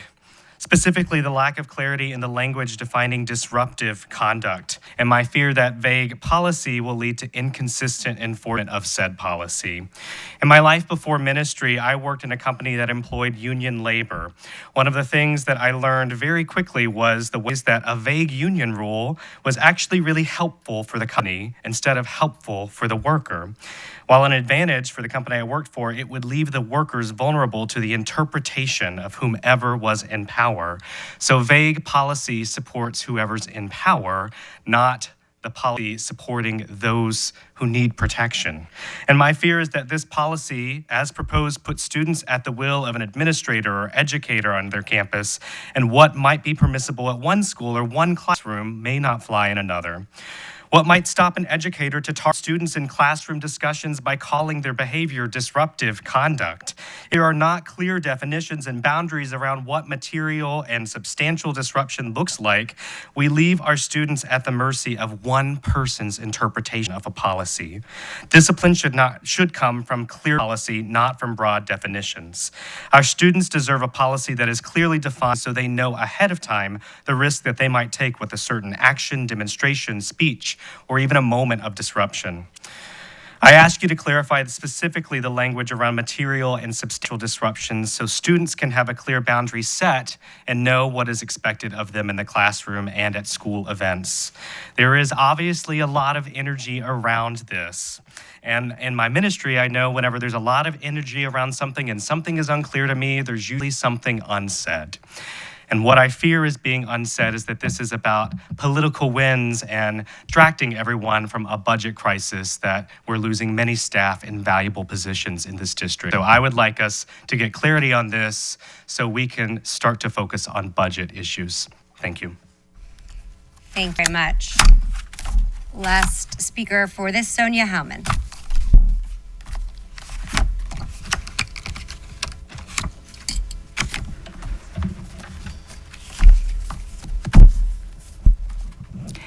Good morning, Superintendent and School Board. Thank you for letting me speak. My name is Sonia Howman. I'm a Christian mom of 4 public school graduates, retired physician, and I'm asking you to vote no on 8.14. Now, I've been away from Sarasota for quite a while. I admit, I'm a bit confused. But I think the one thing that everyone in the room can agree on is that students, parents, and teachers are the ones most impacted by this board's decision. Since I've been gone, it seems that the school board meetings have been decreased to once a month, and have changed to 10 a.m., a time when aforementioned students, teachers, and most parents cannot possibly attend. It seems a bit disingenuous, I think, to disenfranchise the very people for whom you're making potentially life-changing decisions. It seems to me, and again, I could be wrong because I haven't been here for a while, but the silencing of these students has created a situation where their only way to hear their voices is through protest. Protesting when one has no other voice, of course, is very woven into the fabric of the United States of America. I'm just not going to mention the Tea Party, but, you know. The First Amendment is succinct. Specifically, the students' rights to free speech have been affirmed by the Supreme Court repeatedly. And although Tinker versus Des Moines is really eloquent, I think that Justice Jackson said it best in the West Virginia State Board of Education versus Barnett. He said, if there is any fixed star in our constitutional constellation, it is that no official, high or petty, can prescribe what shall be orthodox in politics, nationalism, or any matters of opinion. And furthermore, don't we want our students to be civically engaged, to be productive citizens, and to use their constitutionally guaranteed rights to speak with elected officials who directly impact them? And yes, to protest when they see injustice, no matter who perpetrates it, no matter what their politics are. Now, I could be wrong here, but it seems that you've effectively silenced the very constituents for whom you're making decisions. To severely punish them for using the only tool that they have left to voice their concerns seems, I don't know, it really seems un-American. Please vote no 8.14. Thank you, and have a great day. Thank you very much. That concludes the public comment for the agenda items. We're moving on to item 5.1, which is the approval of the minutes. Is there a motion? I move for approval of the minutes, board meeting February 17th, 2026. I have a motion. Is there a second? And March 3rd, 2026. Second. Thank you. I have a motion and a second on item 5.1. Or if there are no comments, I don't see any. You can vote on the motion for us. Oh, my mic's up. Sorry. I had a motion and a second on item 5.1, which is the approval of the minutes. If there are no additional comments, board members, please vote.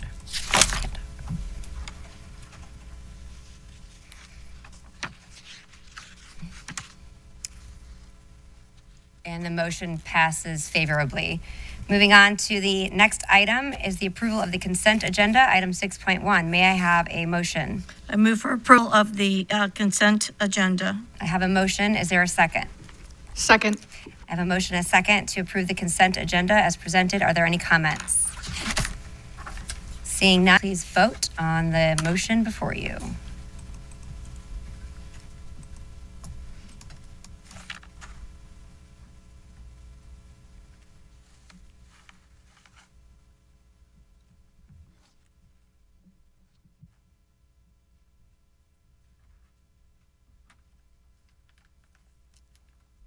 Did everyone vote?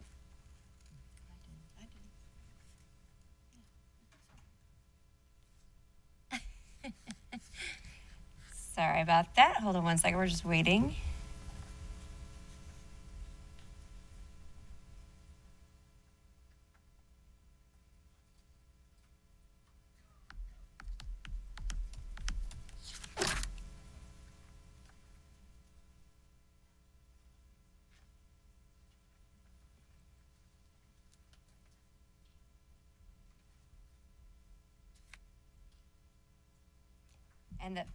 And the motion passes favorably.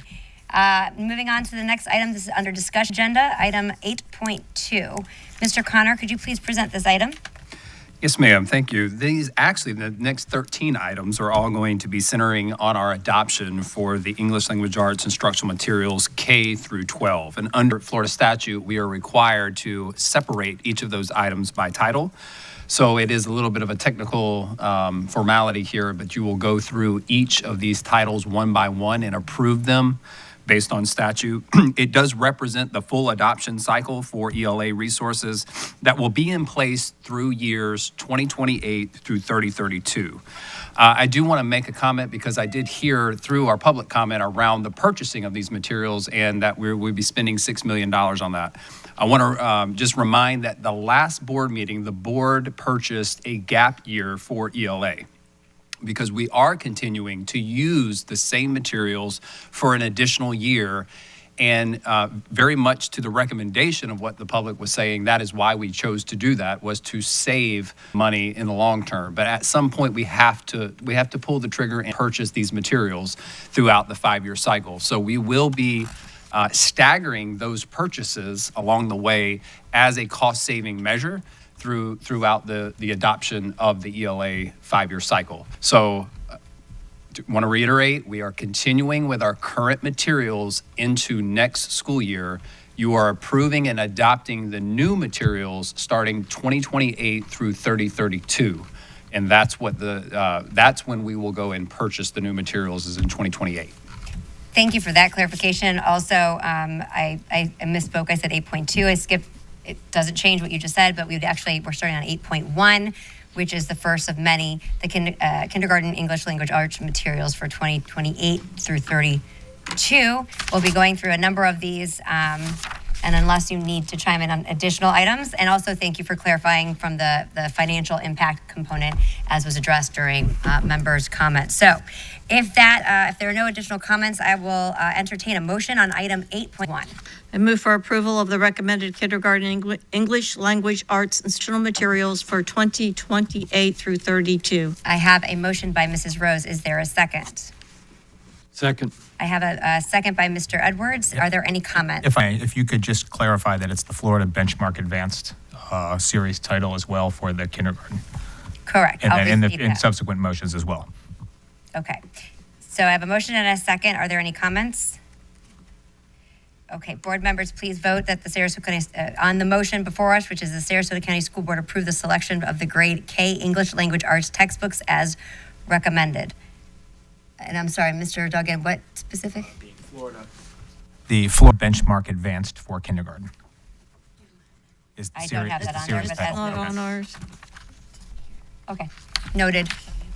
And it's actually the Florida benchmark advanced for all of them, it appears, with the exception of, well, until you get to 8.8 anyway. Okay, so please let the record reflect.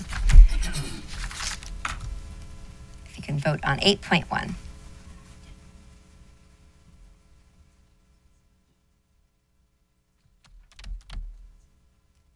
Why is it not showing it?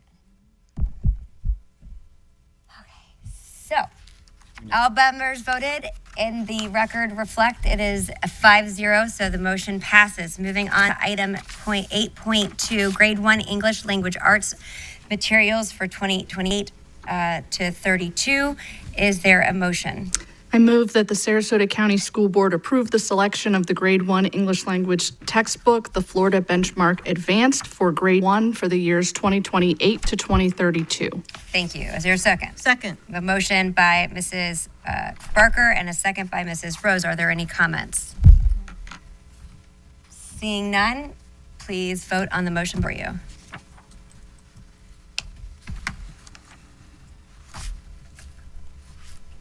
I just gotta make the vote.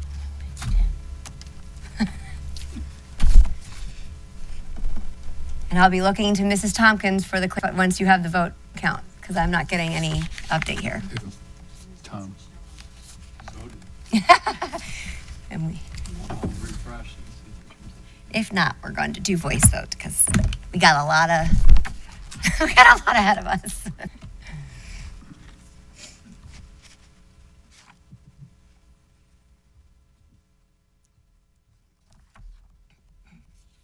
All right, so I'm going to do a voice vote. Mr.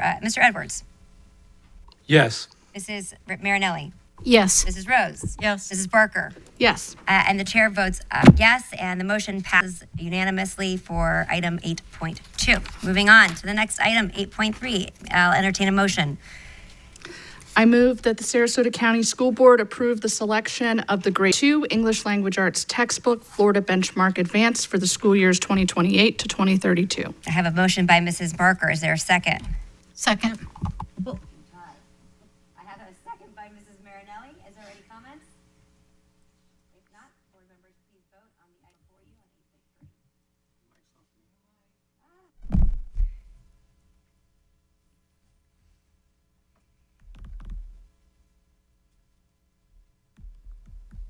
I think it's just a little slower. And the motion passes favorably. Moving on to the next item, 8.4. Is there a motion? I move that the Sarasota County School Board approve the third grade selection of the Grade 3 English Language Arts textbook, the Florida Benchmark Advanced for the school years 2028 to 2032. I have a motion by Mrs. Barker. Is there a second? Second. I have a second by Mrs. Rose. Are there any comments? If not, board members, please vote on item 8.4.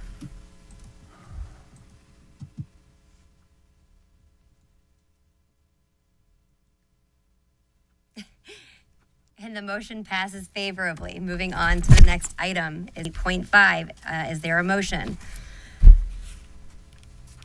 I move that the Sarasota County School Board approve the selection of the Grade 4 English Language Arts textbook, the Florida Benchmark Advanced for the years 2028 to 2032. I have a motion by Mrs. Barker. Is there a second? Second. So by Mrs. Rose. Are there any comments? Seeing none, board members, please vote on item 8.5, approval of the recommended Grade 4 English Language Arts instructional materials for 28 through 32. And the motion passes favorably. Moving on to the next item. I'm just trying to make sure the computer's catching up. I have 8.6. Is there a motion? I move that the Sarasota County School Board approve the selection of the grade 5 English Language Arts textbook, Florida Benchmark Advanced, for the school years 2028 to 2032. I have a motion by Mrs. Barker. Is there a second? Second. Second by Mrs. Marinelli. Are there any comments? Voice vote? Is that what you said? Okay. Mr. Edwards? Yes. Mrs. Marinelli? Yes. Mrs. Rose?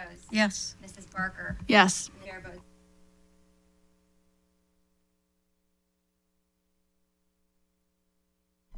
My thing's been off the whole time. Let me try that again.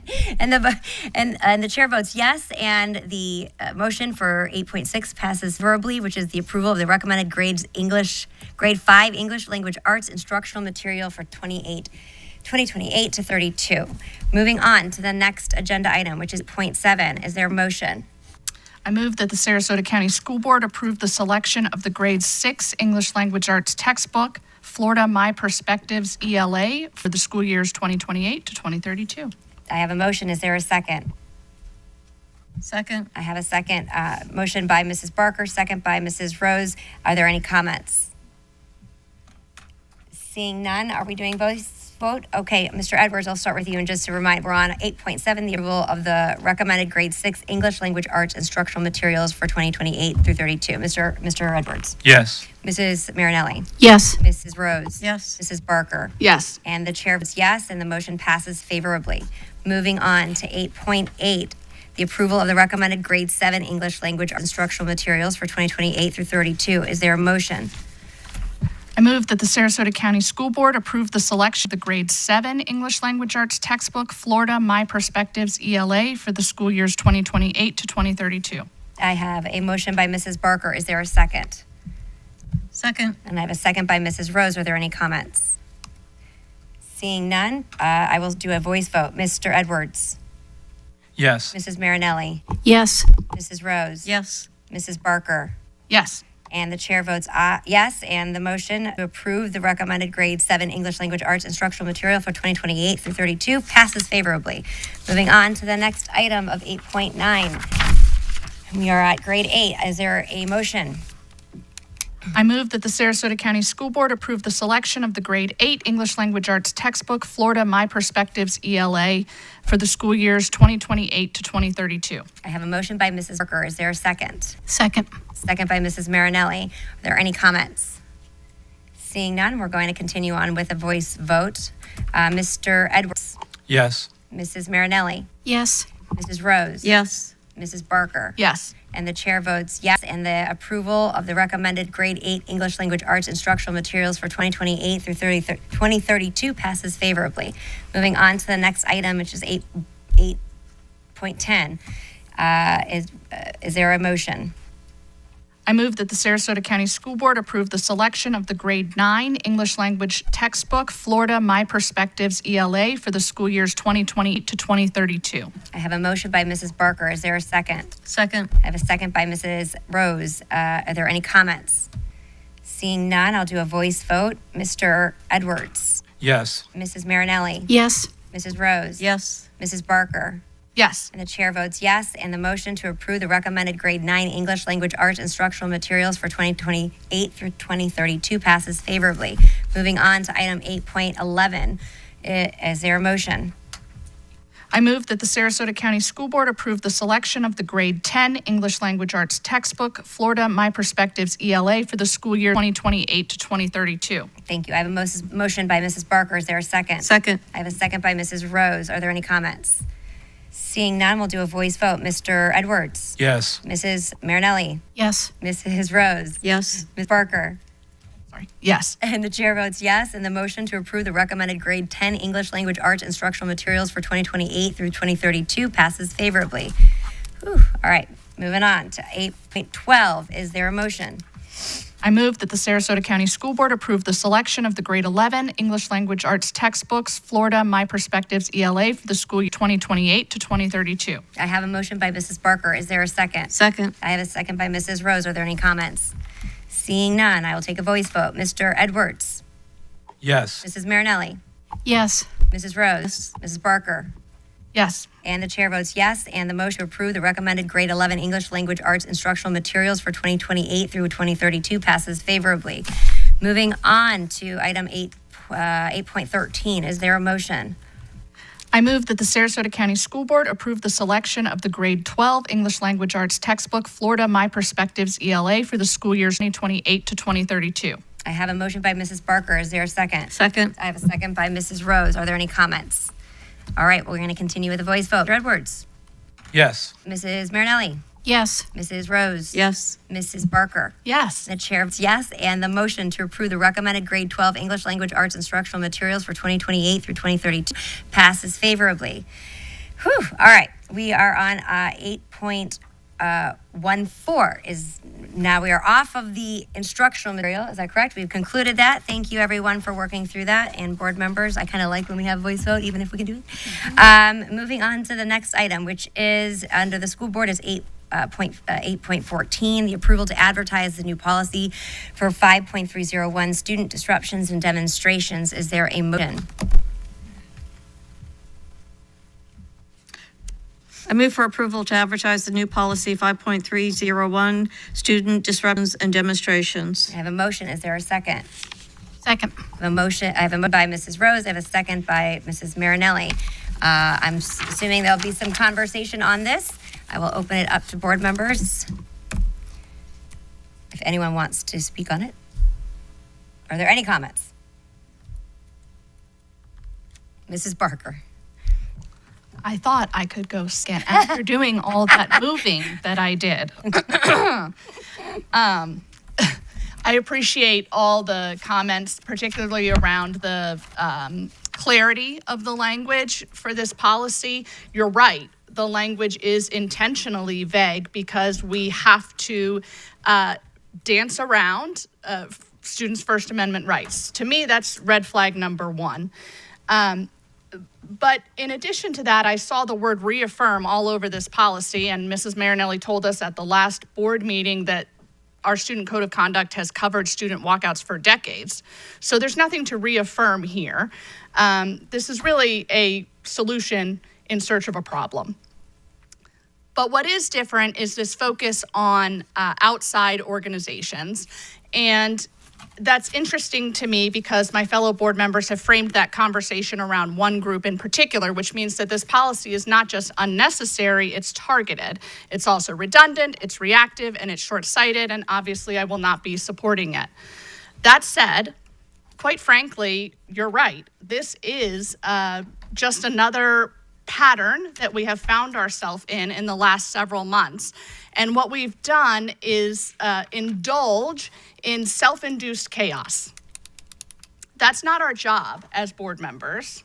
Our job isn't to create and manufacture issues and then create and manufacture solutions to those issues that then cause more issues. Our job is to govern responsibly. Every moment that we spend talking about policies, resolutions, proclamations, whatever it is a moment not spent on our basic fiduciary responsibility to the taxpayers to guard their money and to strengthen our public schools. We heard at our last board workshop about the current financial landscape, and a lot of you brought that up. Thank you. You're right. This is a moment that calls for us to exercise restraint. Financial restraint, yes, absolutely. But also personal restraint, restraint in leadership. We don't have a problem. We don't have a lack of rules in this district. We have a lack of focus, and that's got to change. Thank you. Seeing that sorry again for anyone listening, we have to pause if we can have respect from all of the members. We've listened to you respectfully. Now it is our time to deliberate and discuss. I appreciate that. I wanted to make a couple comments since I brought it forward initially and did discuss quite a bit of this at the workshop. But I want to highlight a couple components that I think are very important. During the workshop, I know Mrs. Marinelli had also referenced this, but there have been times over the last decade or so where there were demonstration walkouts, which are disruptive, and that they were facilitated by administration. It doesn't matter what the issue is, and this has been explicitly noted, that it has to be content neutral. I want to highlight that this is something I brought forward in I want to say October or November, as it was apparent there were certain trends showcasing itself. But just for the record here, nationally, in 2025, at least what was recorded, there were around approximately 47 to 54 walkouts across the country. That's for the entire year. In 2026, which we are only in the first quarter, there have been approximately over 330 walkouts across the country. These are important because, one, I believe this district has one of the most extraordinary records of allowing and supporting First Amendments when you consider our public comment and the record for that for over the course of many, many years, to the ire of actually many people in these chambers and outside in our community, because sometimes they would feel that it was disrespectful or what have you. But obviously, when it comes to petitioning your government, we take that very seriously and protect that right. There is a difference when we are talking about school time and our responsibility to have in the care, custody, and control of children, minor children who are students. Parents drop them off, or they drive with the expectation that they will be in a safe environment, and there are a number of nuances there. But there is absolutely no question that in the midst of any kind of disruptive walkout, whether a student that creates a very, very dangerous environment of which we are entrusted with with students. There's already been actually evidence, I believe it was Palm Beach County, where a student was hit by a car because they participated in a walkout. The piece about material, I'm glad so many people brought this up, and so I'm going to ask Mr. Duggan, as our attorney, to highlight what and why that language is in this particular policy, because it actually has legal backing to it. Mr. Duggan. Sure, thank you. So in the school forum, the schoolhouse forum, and as it applies to students, because the rule's a little bit different with employees, but as it applies to students, students do possess First Amendment rights, but they are not unlimited. They give way to a number of significant interests, like two off the top of my head that I think are probably two of the more important ones would be safety and the need to educate kids within the framework that DOE creates for us with the limited time that we have. And so that creates a balance. And we certainly respect students' First Amendment rights, but again, recognizing that they are not unlimited, they give way to disruptive conduct, but not all disruptive conduct, material and substantial disruptive conduct, which are terms that the United States Supreme Court has used to kind of carve off the balancing of those two competing interests. Material and substantial have real meaning. I don't want to talk as if I'm Webster's dictionary, but you can look those terms up, and I will tell you at a minimum that it is a more than nominal or de minimis disruption would be required, which actually is a limitation on the board and the superintendent and staff, that to measure the disruption and to apply the fidelity of every word in this policy, and give meaning to all of those words with consistency and neutrality. But I think if you really think about what material and what was the other one? Material and substantial, that those terms have real meaning and they are meant to be a limitation on the government, so that not all disruptive conduct, which I think would, consistent with what the speaker said, would be vague. I think that the terms material and substantial are constitutionally and legally limiting sufficiently, where I believe overall this policy as written is lawful. And after having done research on it, I think the key will be how this board, if it does pass, applies it.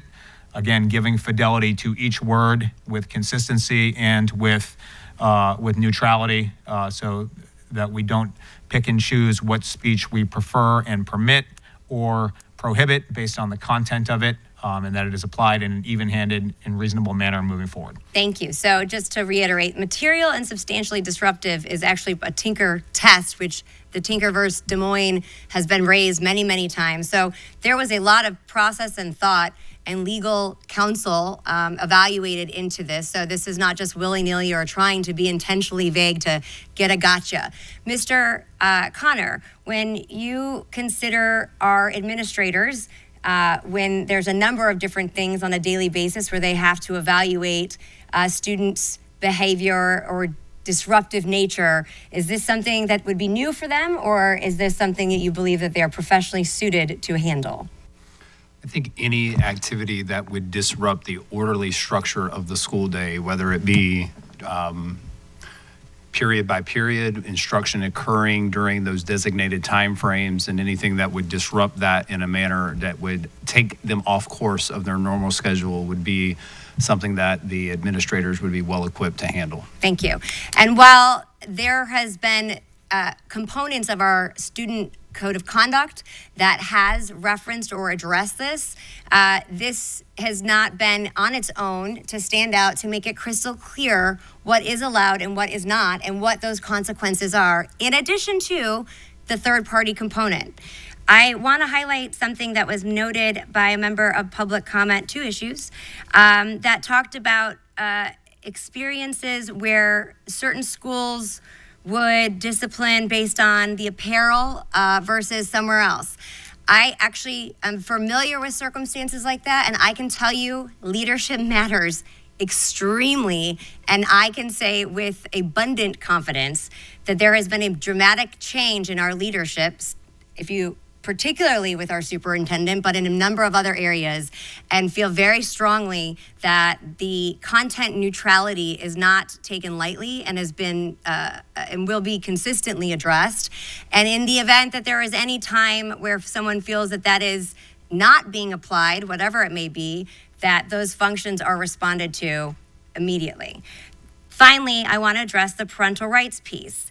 I obviously am I'm very vocal when it comes to parental rights, and I believe that the notion is getting a bit mixed up here, where if you are a parent and you want to take your child out of school for whatever reason, you have that right. At the same time, as was noted with our absentee policy, which we discussed with a very robust discussion, that there are excused absences and unexcused absences, and it is incumbent upon the parent to make that decision for their child. So no one is taking away that right. It is truly, they get to be that driver, but there are, as has always been, excused and unexcused absences. So to me, I am very happy where we have landed. I want to thank Mr. Parento and Mr. Duggan and Mr. Connor on working on this so that it is clearly stated and addressing an issue that is not a non-issue. As I noted, it has happened and is continuing to happen across the country for a variety of issues. It's always the issue isn't the issue. It's all about politicizing and activating our students when they need to be learning. And I am absolutely supportive of our students understanding the importance of civil discourse and the amazing rights that are provided to them under the Constitution. But there's a time and place for that. And again, if that's what that parent wants to take them out of school, but if there is not with parental permission, we cannot have students disrupting through walkout or what have you, because it does create a safety hazard in an abundant way. It completely removes the trust that our parents have entrusted us with. And as I noted during the workshop, school districts across the country are seeing declined enrollment over and over again, and a lot of it comes down to the frustration with many school districts not being bold and not standing up against what they have seen political activism taking place inside schools. And again, I will reiterate, this goes across the board for any organization or any for political purpose. It would be applied evenly. So I'll close with that. Mr. Edwards, you're up next, and then Mrs. Marinelli. I would argue the opposite in terms of people leaving the district. I would say quite frankly, the board majority has chased a fair amount of folks out the door. In terms of dissent, I also want to respectfully say that this morning I sat in on a session with the Star Leadership folks from the Boys and Girls Club from Gene Matthews, and the Gene Matthews Club in Northport, and we encouraged them to speak. We really thanked them for their voices and their questions and their feedback. It was quite a profound session that I think all school board members took as valuable. But the crusade to silence students, from the change of meeting times through absenteeism through now this protest, has put the community and students on the defensive. And what I think is going to end up happening is, and we all say this with good heart, elections have consequences. So I think that, as you know, I will not be supporting this. We have spent zero credible time since this board chair took that role in November. We have been in dissent and argument and public comment over and over and over again, when we should be talking about all of these things that are so vital and so important to student outcomes. So I yield the floor. Thank you. Mrs. Rose. Thank you, Madam Chair. I will be supporting this. I continue to stand firm in prioritizing student safety and academic achievement, particularly that we now have a superintendent and his staff who are moving achievement for the first time in several years, and I'm very thankful for that, and I'm confident our community is as well, and our students will benefit. I take pause in supporting school board candidates who are using this boardroom to promote student activism during academic time. And I encourage the community to be aware of what's going on relative to what is important for students to have a successful adult life career. Thank you. Thank you. Mrs. Marinelli. Thank you, Madam Chair. Other board members have brought up some of my questions and concern, but I have one for Superintendent Connor. When any policy is passed by the board, then procedures are usually developed. Will there be procedures developed for this policy? And Mr. Parento, but through Superintendent Connor.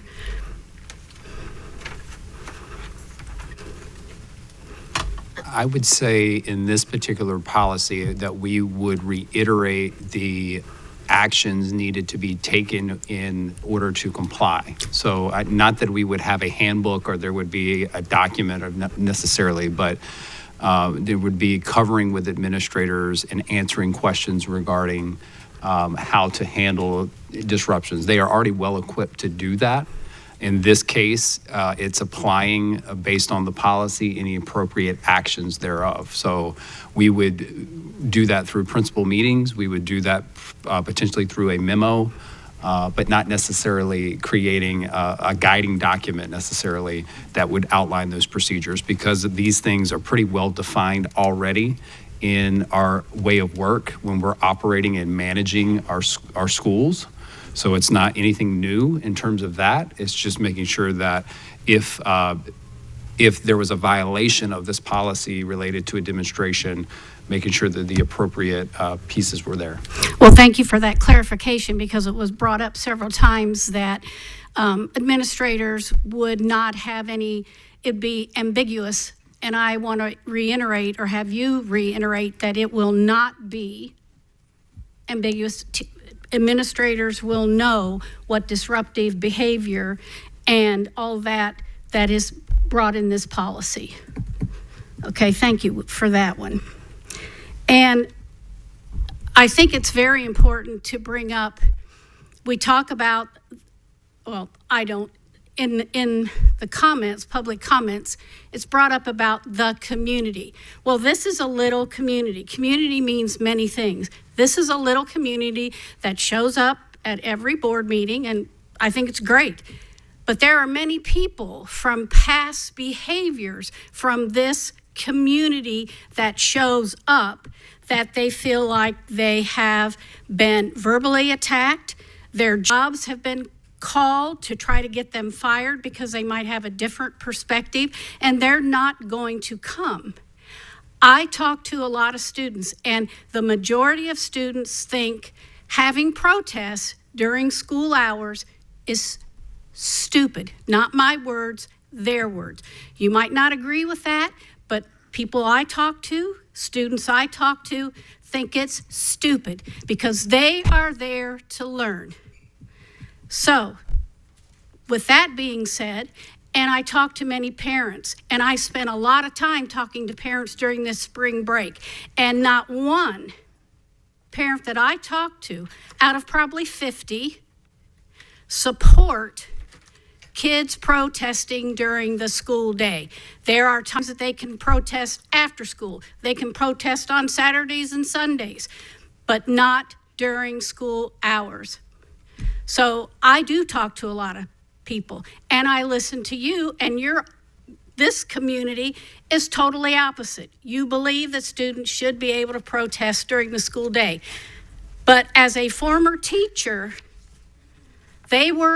and it's still by DOE, Florida DOE, there are so many minutes that students have to spend in a class, so many minutes spent during the day that equals that time by the end of the school year. And believe me, student protest does not count in that time of direct instruction. So you can blame me and bring in the politics, and I'm very disappointed that some of my fellow board members have brought in the politics because, excuse me, I listen to you, so please listen to me. And I know you don't agree, but still have the respect to listen.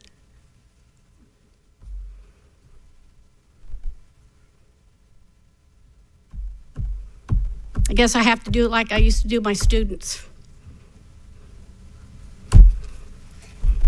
So, with all that being said, I will be supporting this. And it has nothing to do with politics. I'm doing it for student accountability, and they need to be in class. Thank you. Thank you. I'll close with, so much of this was discussed about the need, just the lack of, the fact that this is being shared with the community, that we're not listening to the community, or this board majority is not listening to the community, as Mrs. Marinelli had just reiterated. And there are a lot of people who make up this community. And it is very abundantly clear, particularly with the kind of banter, laughter, what have you, that we get back from those who are still here, who clearly don't either agree with some of the comments that are being made up here, but the lack of respect and tolerance when we sit and listen to any comments that are being made here is really the biggest concern when you think about the irony that our students, we want them to learn, and I want them to understand that there is what civil discourse is. But that's not demonstrated by many of you here at all. And that lack of tolerance is dangerous. And quite frankly, it's all the more reason I believe it's imperative that we focus on academics at every moment of the day in our schools. And as a parent, if you want to take your child out for whatever reason, by all means. But that does not mean, again, that it's an excuse or excuse. We've already gone through that. Because I would find it interesting. I would be very curious if that application by many of you would be balanced and even. I take that seriously. I know the superintendent does. I believe everyone in this leadership team will do that because that is critical. But the disruptions cannot happen and the safety cannot be compromised. And to Mr. Edwards, I reject your statement about that as being board chair, bringing forward things. We are moving and taking and addressing critical issues. If this particular issue has a lot of public comments, I'm not going to shut that down. That's actually, quite frankly, what had the extensive amount of time. And I welcome all of you at all times. But it, quite frankly, comes down to the fact that there are so many people here who are so concerned that we're going to be explicit about not allowing student demonstrations to be disruptive or compromising our student safety or trying to see organizations to utilize our students as activists, I think says a lot. So if there are no additional comments, I will close on the motion. And if you have not, board members vote on the motion before you. And Mrs. Tompkins, you may have to identify the final vote.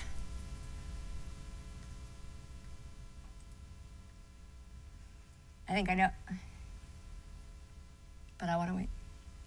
We'll do a voice vote. Mr. Edwards. No. Mrs. Marinelli. Yes. Mrs. Rose. Yes. Mrs. Barker. No. And the chair votes yes, and the motion passes 3-2. That concludes any action items. We will now move into general comments for hearing of citizens. And this is time is public comment on general items. Each speaker will state their full name and the county of their residence for the record, and we'll have up to 2 minutes. A timer will signal with 1 minute remains. Please conclude promptly when the timer ends. Respect for divergent opinions shall be recognized by all speakers. Audience members are requested to listen quietly and respectfully. Outbursts, applause, or other interruptions that disrupt this meeting will not be tolerated. Any person that interferes with the expeditious or orderly process of this meeting after first being warned that such continued interference will result in removal will be removed. There are speakers in the room behind me that allow board members to hear public comments when stepping away from the dais. When your name is called, please approach the podium. If you choose to pass, you will forfeit your time to address the board. As a reminder, a recording cannot be played during the 2 minutes of public comment. We appreciate your cooperation. We will begin with the first speaker, which is Paulina Testerman.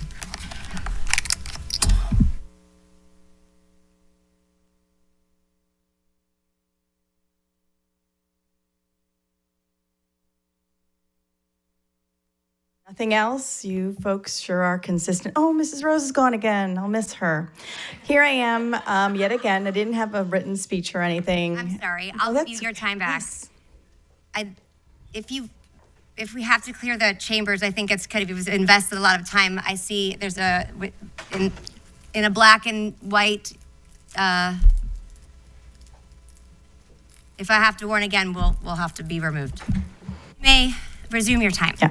So the community is upset. The audience is upset because you guys are, I don't know if tone deaf. I don't know if you're not aware of what you're doing, but you can tell us till the cows come home, Mrs. Marinelli, that you know 50 people who disagree with the audience, but there's like 1,000 that show up in this dais and show up in this room every single school board meeting, and you seem to ignore them. So your echo chamber does not define the community. And if you need us to email you, we will all email you. So your 50 people can be, we can overtake that, and maybe 1,000 people will apply, and maybe you'll listen to the community. I'm here today to pray. I know, crazy, right? Because there's a way to pray an invocation without having it so divisive. There's no reason it has to be divisive, but man, you guys just love the division. I'm here today to lead this room in what a prayer should look like without the need for parading divisive faith practices. On behalf of the Sarasota County, and this is what you guys wouldn't need even anybody coming up to the podium. You could do it yourselves.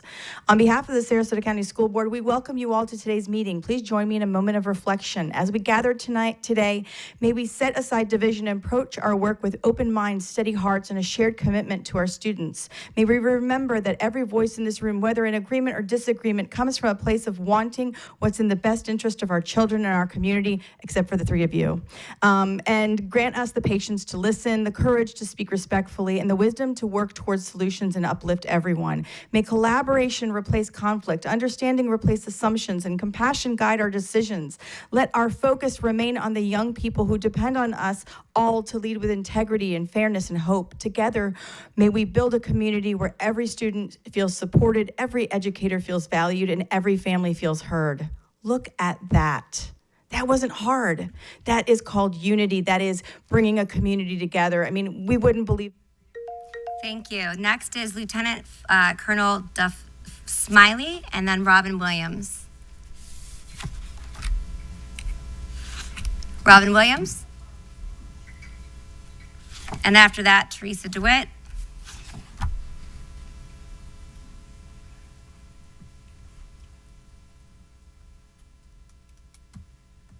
Williams, Sarasota. Sarasota and public school districts throughout Florida are facing budget shortfalls due to years of deliberate efforts by the legislature and DeSantis to destroy public education by giving billions of taxpayer dollars to vouchers for private schools and homeschooling, and by directing billions to corporate charter schools. A recent Auditor General report found the state couldn't track $270 million in voucher funds. It highlighted massive mismanagement within the $4 billion private school voucher system, including potential overpayments for 30,000 students and a $398 million shortfall for the last school year. There's a solution to this mess, and that is the 2026 elections. We need to elect a pro-public education governor and legislature that will fully fund public education and stop attacking the Florida Education Association with union-busting SB 1296. We need to double our per-pupil expenditures and our teachers' salaries, as well as stop the book bans and censorship of every Florida textbook and bring back accuracy, depth, and objectivity to our curriculum. In the short term, the school district should do what it can to preserve every staff position and not passing on increasing health insurance costs to our teachers who deserve so much more than they're currently paid. Several big-ticket items on today's agenda could have been postponed, given our multi-million-dollar shortfall. The $6.24 million Florida benchmark and Florida My Perspectives ELA textbook purchases could have been postponed. Every textbook that's been approved is censored. We're better off with older textbooks that were less restricted. The money would be much better spent on retaining our staff positions. Hopefully, with a major change in Tallahassee, the censorship will cease and we'll have more funding and better books in the near future. While I love technology, replacing computers could also probably wait till the funding situation improves. That would... Thank you. Next is Teresa DeWitt, Jimmy Glover, and Lisa Shore.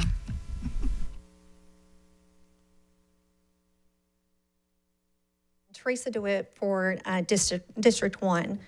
I am so angry right now, and I am so disgusted with so many people in this room. We are losing dollars, we are losing students, we are losing teachers. And all we are talking about, if you want to peel it all back, when I see patients, I talk to them about therapy has to be conducted like an onion. You peel one layer back at a time. Everyone who comes in this room doesn't want to peel the onion back. They don't want to talk about what's really going on in this district. And what I'm going to say is I had a board member has gone on the news and has talked about homeschoolers and charters. And Tom Edwards, one of the reasons that my children were forced out of this district was because you voted to put masks on their faces at 5. And they had speech issues and OT issues. And they couldn't get the help that they needed. I have never heard any of you board members talk about homeschoolers. Mind you, I have lost $250,000 in the last 4 years homeschooling. I have been turned down for 2 charters because of the work I did for all of you, including you, Tom, including all of you. It was academic research, up to 1,000 hours. My husband has had job issues because of me showing up to these meetings. And I love it when it's in a campaign election time, when everybody shows up in this room. I've been in this room when no one was here. This is a nonpartisan position. And Liz Barker, when you put your face on the front of a call to action flyer, are you partisan or nonpartisan? None of you are talking about what really needs to be talked about. Mr. Connor, You are sending things to my home that is remarkable. We have a marketing campaign that has to be done, or you are going to lose more seats. That's a fact. And I appreciate that you've been doing that. I really do. And our children will be coming back. Thank you. Wait, let me see here. Yeah. Jimmy Glover, Lisa Shore, Deb Hayes. All right, I really feel like I've been sitting here in the twilight zone. You guys have created a problem. Miss Barker talked about it earlier. You all created this problem. If the school board meetings were at 6 o'clock, you wouldn't have people coming here protesting at 10 o'clock. We wouldn't even be discussing this issue for the last 2.5 hours.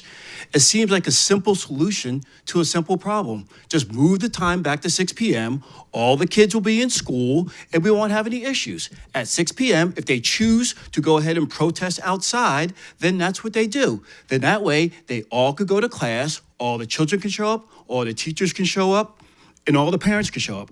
It seems like a very simple solution to a very simple problem. I don't understand it. We come here, like I said, 2.5 hours, we've just been talking about this one issue. And there's so many more important issues that we could be talking about right now. Our students are so important to us. I agree. Our students need to be in school, but you all have created a problem that they now have to make a choice of whether or not they want to go to class or come and sit up here and advocate for themselves, because you all are making decisions for them and they're not happy with the decisions that you make. So, do yourself a favor, take some accountability for what you've created, and that way our children can, 1, go to school, and then 2, feel like they're part of the process here. It's a very simple solution. I don't understand why this is so difficult. You've all made it so difficult. Thank you. Thank you. Lisa Shore, Deb Hayes, Cassie Jewell.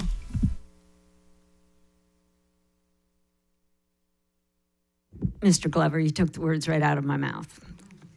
This comment is addressed to Miss Rose, Miss Ziegler, and Mrs. Marinelli.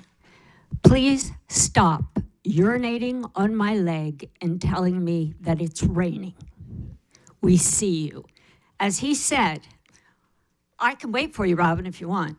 All these problems, all this wasted time over the last few months could be solved if you just moved the bloody meeting to the evening so people can show up. It's that simple. I came here today to read a letter that was given to me by a veteran teacher. To the members of the Sarasota County School Board, I write to you not in anger alone, but in deep concern for our students, for our teachers, and for the integrity of education in this district. Sarasota County Schools is placing expectations on educators that are increasingly unrealistic and unsustainable. Teachers are being asked to give more, document more, remediate more, differentiate more, supervise more, and sacrifice more every single day. The workload and compliance demands placed on us cannot reasonably be executed at the level expected consistently without sacrificing either our health or the quality of instruction. We understand that we are facing financial challenges. We're not naive. However, it's difficult to comprehend why positions are funded with non-recurring dollars. Creating employment stability on temporary funding streams places both staff and programs at risk. Our educators and support personnel deserve quality, stable employment. We provide quality education and support services that must be matched with responsible, sustainable financial planning. In our classrooms, we face daily realities that cannot be ignored. Students come to school hungry. We provide snacks out of our own. Thank you. Deb Hayes, Cassie Jewell, Corrine Prochnow.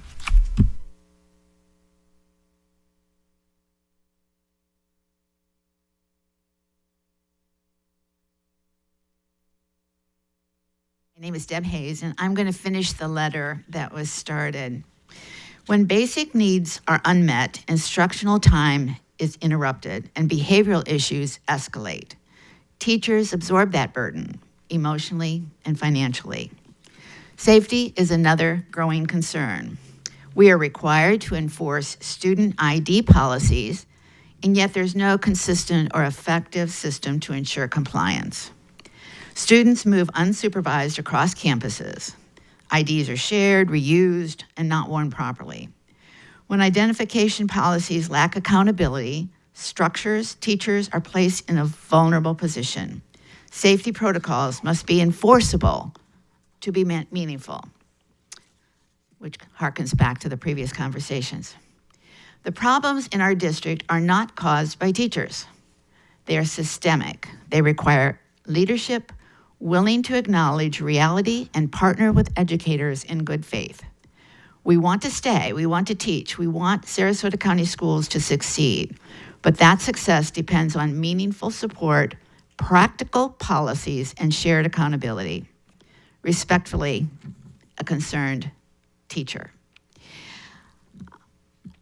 I would also like to echo the need to focus on budgetary issues, not of our own making, but those that have been imposed through very, very irresponsible state policy. I would suggest again that the community, even this community, which some do not seem to be representative, want to help with those issues, and we can. But the board needs to focus on those issues and not trivia. Thank you. Thank you. Cassie Jewell, Corrine Prochnow, Sebastian Martinez.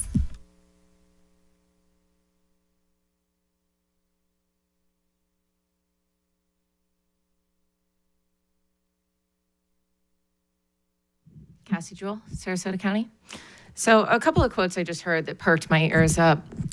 We have an expectation of safety. Are you really telling me you're more concerned about a student being hit by a car in another city, which is horrible, than the dangers that are happening in our schools and taking them off course during this precious instruction time? There are empty rooms with no teachers, not even a substitute, because we're losing teachers.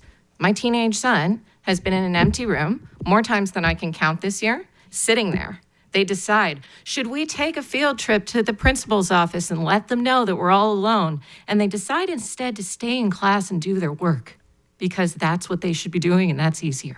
Okay. Kids who won't use the bathroom because they'll be stopped and frisked or hurt.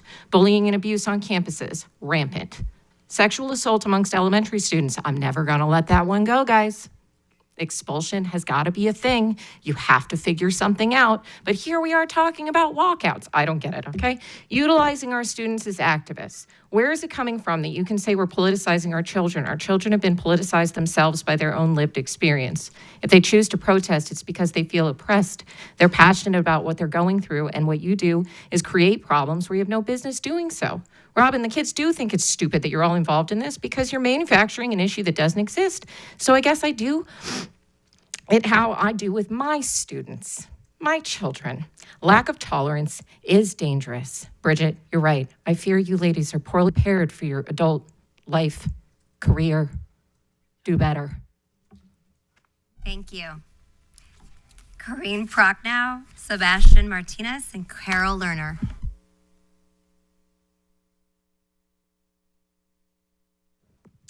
Hi, I'm Corrine Prochnow, and as a former Sarasota County ESE teacher, I feel we are missing some important voices at the school board meetings, teachers, students, and parents.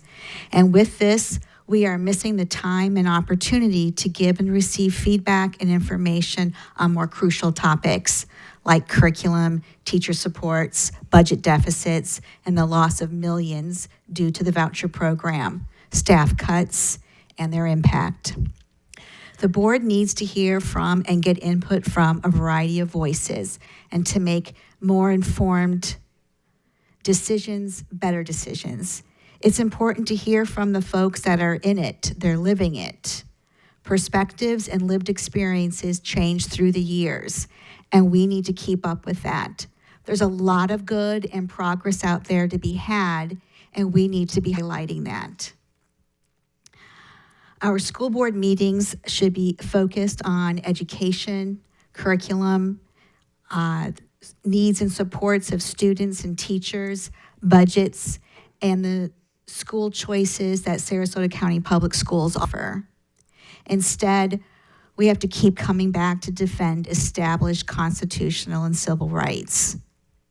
Last school board meeting, we had the opportunity to hear about what teachers are learning to improve their skills, the curriculum options, and that was awesome. But we were missing the voices of those that are directly impacted, the teachers and students. We should be discussing the loss of billions of dollars due to the voucher program, and we should be discussing this openly and often, and we need more town hall meetings in the evening. Thank you. Thank you. Sebastian Martinez, Carol Lerner, Megan Tenneman.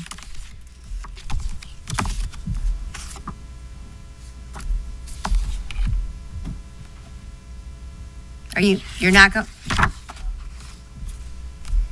Carol Lerner, Megan Tenneman, Julie Forrester. Carol Lerner, Sarasota resident. I'm going off script. I planned on saying one thing, but I'm going to say another.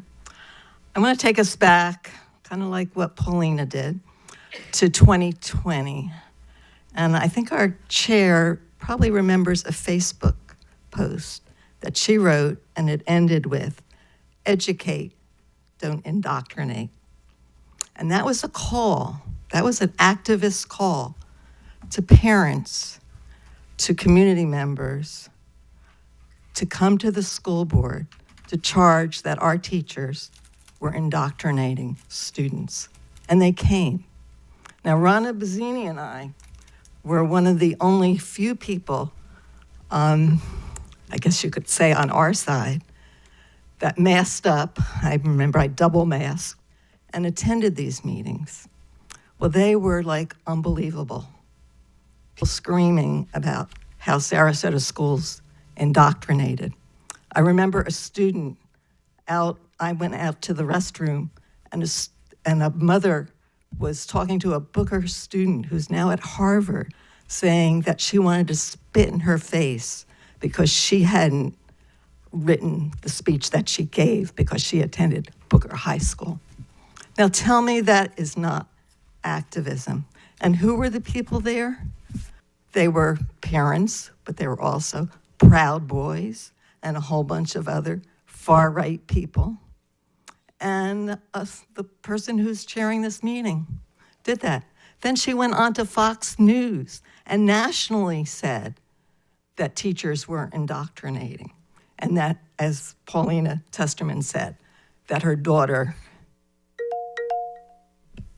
Good timing that stopped. I don't need you to be discussing my daughter publicly. Next is Megan Tenneman, Julie Forrester, Jordana Osceola, and India Miller. Hello, my name is Megan Tenneman. I'm a resident of Sarasota County, also an active volunteer in our county schools, mom of 3 SCS students, and a candidate for School Board District 4. I watched the SCORED workshop a few weeks ago, which highlighted the challenges to our school budget. It's no secret our budget is tight. Enrollment is down. Public dollars are being funneled out to vouchers at record speed. Thank you, Mr. Connor and your team, for the exceptional explanation of the budget strains and your plan for the future. Your 3R model is impressive. However, I want to add another one, remind. We don't need new district-funded charter schools. We already have exceptional schools. We need to remind our families about the amazing programs offered in our current schools. Let me name a few. IB program at Philippi Shores Elementary, Oak Park, the Hawks Advanced Work Program and STEM A2 program at McIntosh, the Panther Gifted Academy at Sarasota Middle, the ACE program at Heron Creek Middle, Young Marines at Venice Middle, Gulf Coast Academy at Brookside, the IB and SCS teen program at Riverview High School, the MAST, ACE, and Circus programs at Sarasota High, VPA at both Booker and Middle High, the Law Academy at Booker High, Early Magnet Pathway, VPA, SCS, and ACE at Northport, IB at Venice, the SOAR program at Welland Park High. We also can't forget our gifted clusters, our autism clusters, Pineview, Sarasota School of Arts and Sciences, military academies, and Polytech. It's incredible to see all these diverse programs in one district. Reminding our families about these stellar programs does not put any additional strain on our budget. Reminding our families that our district has schools that offer focuses on high academics, arts and sciences, and technology is how we attract them to our district, how we keep them here, and how we entice them to return. Thank you. Thank you. Julie Forrester, Jordana Osceola, and India Miller.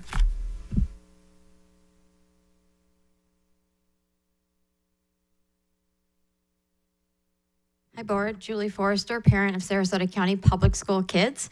I want to talk about unpaid lunch balances today. So right before spring break, I got a call saying my son had an unpaid lunch balance. Now, we've never had a lunch account before. We eat a vegan diet, so there are really no options available. But it turns out another student had accidentally used his lanyard, and so we have this balance. We were heading out of town, and since we've never had a lunch account set up before, I didn't have a way to pay it, and I figured I'd just deal with it when I got back. But every single day of my spring break, my phone rang with a recorded message reminding me about that unpaid balance. Every single day. I kept thinking what it must feel like for families who actually can't afford to pay. Families who are choosing between gas, rent, and food. All those relentless calls do is add stress. I remember a time in my life when I also had creditors calling me, and it wears you down. It affects your mental health, and it makes you feel like you're failing. And when parents feel like they're failing, that affects their kids too. So now we have students who are already struggling, not just with hunger, but with mental health caused by stress at home, and this district is making that stress worse. At the same time, we're cutting reading interventionists and staff overall, reducing supports for students, which will certainly have a negative impact on student achievement. Instead of talking about student protests, I would like to see us spending time talking about alternative ways to deal with unpaid student lunch debt, especially as more families will certainly be struggling in today's economy. In a county as wealthy as Sarasota, it is unacceptable that we are implementing systems that literally harass families over school lunch debt. We can and must do better. Thank you. Thank you. Jordana Osceola, India Miller.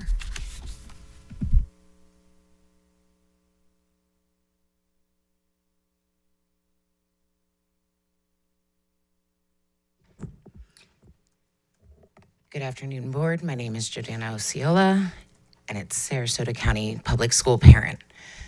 Madam Chair, you said the focus should be on learning. So I'm asking you directly, how does this policy support learning? Why is your voice the only one that deserves to be heard? Because from where this mother sits, this does not support learning. As a parent speaking here today, I disagree with the majority.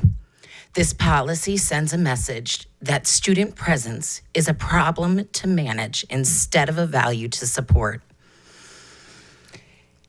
If this policy had been in place before August, our school would not be where it is today, and Wilkinson would be your offices. Families and students showed up and made the difference.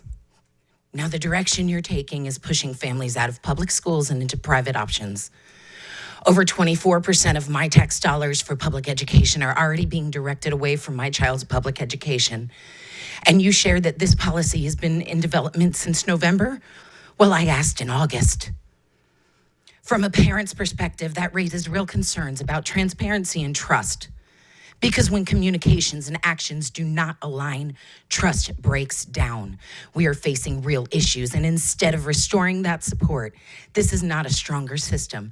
This is a strained one. Parents are not a disruption. We are the foundation. So I'll ask again, if the goal is learning, why are you making it harder for families and students to be part of it? Why are you limiting parent and student voices today? Thank you. Thank you. India Miller, and that is the final speaker.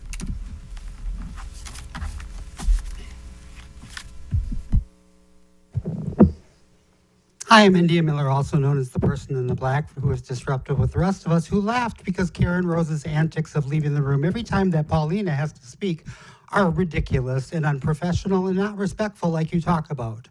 We're sick of the hypocrisy. It's sad.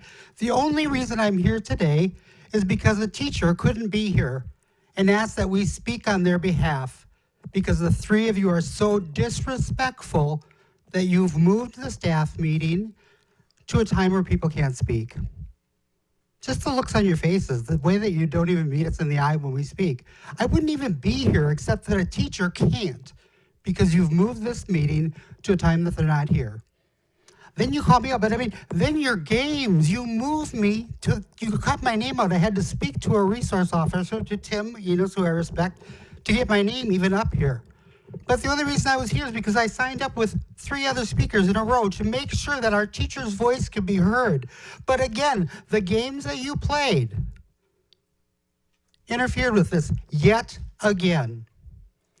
Bridget, I nominate you every year when they have the Best Actress Awards, and that's coming from me, and I am an actress. But I do it on a stage where I'm trying to bring people joy.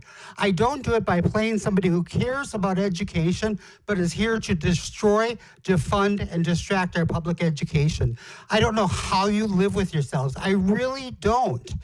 Shame on you, the gaslighting, the hypocrisy. It is shameful, it is sad, it is awful, it is terrible. We are the taxpayers, we are the parents, we are the children, we are the graduates. You work for these people. Don't ever get that confused. I don't want to be here, I don't plan to be here. I didn't plan to be here last night until I got the message that they needed people to line up to speak for the people whose voices you have limited. Shame on you, shame, shame. Thank you. That concludes public comment, and we will move to general comments from board members. If anyone wants to start, Mrs. Rose. Thank you, Madam Chair. I'd just like to give a shout out to Russell Dennison, our school-related employee of the year, and thank him for his service. Thank you for that. I just think it's really important to note that he was not only speechless, but he was worried about getting out on time so that he could go and make sure he was picking up his route on time, which, man, underscores why he was well suited for that. Mrs. Marinelli. Thank you, Madam Chair. Superintendent Connor, since it was brought up that every day a phone call is made about a lunch, could you just comment or that or follow up on it or add something to that, please?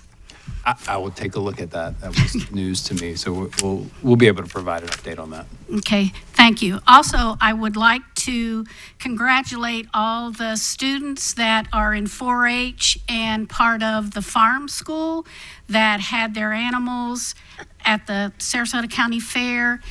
It was a lot of fun to be there when the swine were sold, and the pride that these students take in taking care of their animals, the cows, and everybody, their parents and that, were just so thankful for the farm school.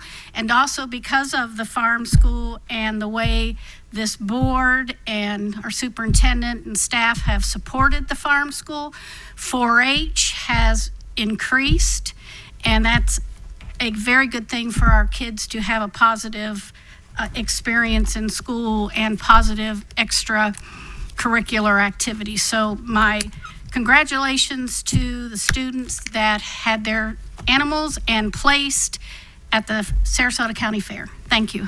Thank you. Mr. Edwards.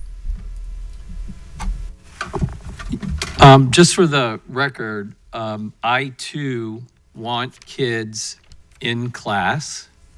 I don't support walkouts during school time. And I believe that those disruptions are covered in the Student Code of Conduct. So I just want to, I know it was suggested that if you weren't voting for the policy, then you were supporting walkouts. So I needed to go on the record and clarify that. Lastly, I also want to go on the record to say that at board meetings, there are things that I really miss. I miss the color guard. I miss the kids coming in and being part of that ceremony and part of that, especially in our 250th anniversary. I think it's missing, and I miss it. And I also miss the students in the room talking about or performing the arts, the moments of pride, I think we called it. I miss that. I think we're a school district and we should be celebrating our students in person, not just in protest. I'm welcome back, everyone, and I heard 45 days to graduation. So thank you. Thank you. Mrs. Barker. Thank you. 45 days to graduation, but if you ask my youngest, she'll tell you 9 weeks till she's in second grade. I don't know which is more important. I also wanted to shout out the Booker High girls basketball team that made an appearance in a Final Four just recently. So well done on them. And I don't think we talk about it enough, but the Booker High girls basketball has a really impressive, what is that called? Come on, a really impressive streak? I don't know. I'm getting tired, guys. This is post-spring break, Board Member Barker. But at any rate, they've been district champions, they've been regional champions, and they made their Final Four appearance. So very proud of them and the work that their coach does. I also wanted to thank our STAR students who showed up, and I know they had to leave to go back to class, but we had excellent conversation. Many of them were from Northport High School. We had a couple Polytech and even a Sarasota virtual student. Very cool perspectives. And I found one thing really interesting when we're talking about the budget and funding. A lot of us remember from the last legislative cycle our conversations around the AP, ACE, CTE funding. And we were pleased that the funding was not cut to the extent that it was originally proposed to be cut. But it was reworked in such a way that we actually have less funding for those programs now. And that's sort of a more cerebral exercise until you start talking about what that looks like in the classroom. And one of our students came to us and said, I don't understand why I no longer can take ACE biology next year. That's not an option for me next year. Turns out, because of the way we are funded based on pass rates and the way that funding was diminished for the next school year, we have to be very intentional about what classes we offer, because we cannot offer classes that we don't receive funding for. And so this is going to continue to play out this year, next year, the coming years, and it's something to be mindful of as a community who clearly cares about our schools. What happens in Tallahassee with the budget impacts our students and impacts their resources and what they have available to them. And all that to say, we just finished the legislative session in Tallahassee, but it's not over yet because they didn't pass a budget. So our legislators will be going back up to Tallahassee after Easter, and this is a great time to have conversations with them, to thank them for their service while they're in town, but also to remind them, hey, you haven't passed a budget yet, and we care about our schools, and we're asking you to fund them appropriately. So for those of you who are clearly very civic-minded, I wanted to put that in your ear, and just encourage everyone that this last quarter, let's finish strong. Let's do it. So thanks, guys. Thank you very much. I just want to address a couple comments and then I'll close out. I think it is important to note that I think all of us talked to many teachers, and I believe that it is probably harder every year for teachers because I believe the demand of being asked of them goes well beyond educating, and I want to see us lift that burden, but that's not something that we can only solve here. That's a broader community component. I think that there was a notion that this was that there's more of an attack on teachers, and I don't find that sentiment from any member of us.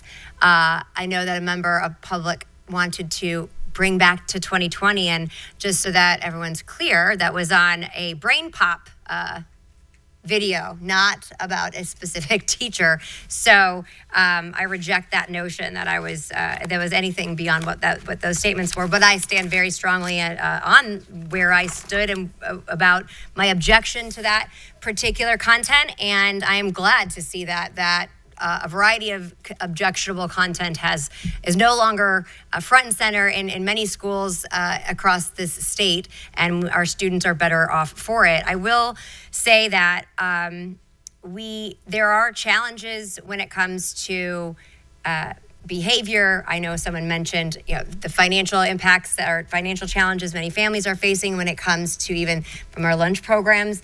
And I believe that we do an abundant amount of work and have wonderful philanthropic, generous people and organizations that help support that. But I do think it's important that we consistently think of the educators and ensuring we can help support them and not asking them to solve every single problem. And it's hard because there's a lot of external variables that we don't necessarily have a direct impact on. But it concerns me when there's kind of this undertone that there's an intentional vilification of educators, and I don't believe anyone up here is in that mindset. Mr. Connor, I forgot to ask this question. I know we discussed it at the at the workshop, but a member of public comment had asked about restraint. I know that was a policy that we just adopted. Mrs. Marinelli actually had asked a question during our workshop last time we met, early March. Can you quickly, if you're able to address that? I know Mr. Duggan also had that, but I just want to make sure, I don't even know if they're here yet, but can you address some of the questions they had on the restraint and the training? Thank you. Absolutely. Typically when we have members of the community who ask specific questions, that would typically take time to research, and I don't think there should be an expectation that a response be given at a board meeting. But, however, the team was able to ascertain some of those questions today, and I'll be able to provide that response to you on the spot. But don't always get that expectation if that's going to be the case.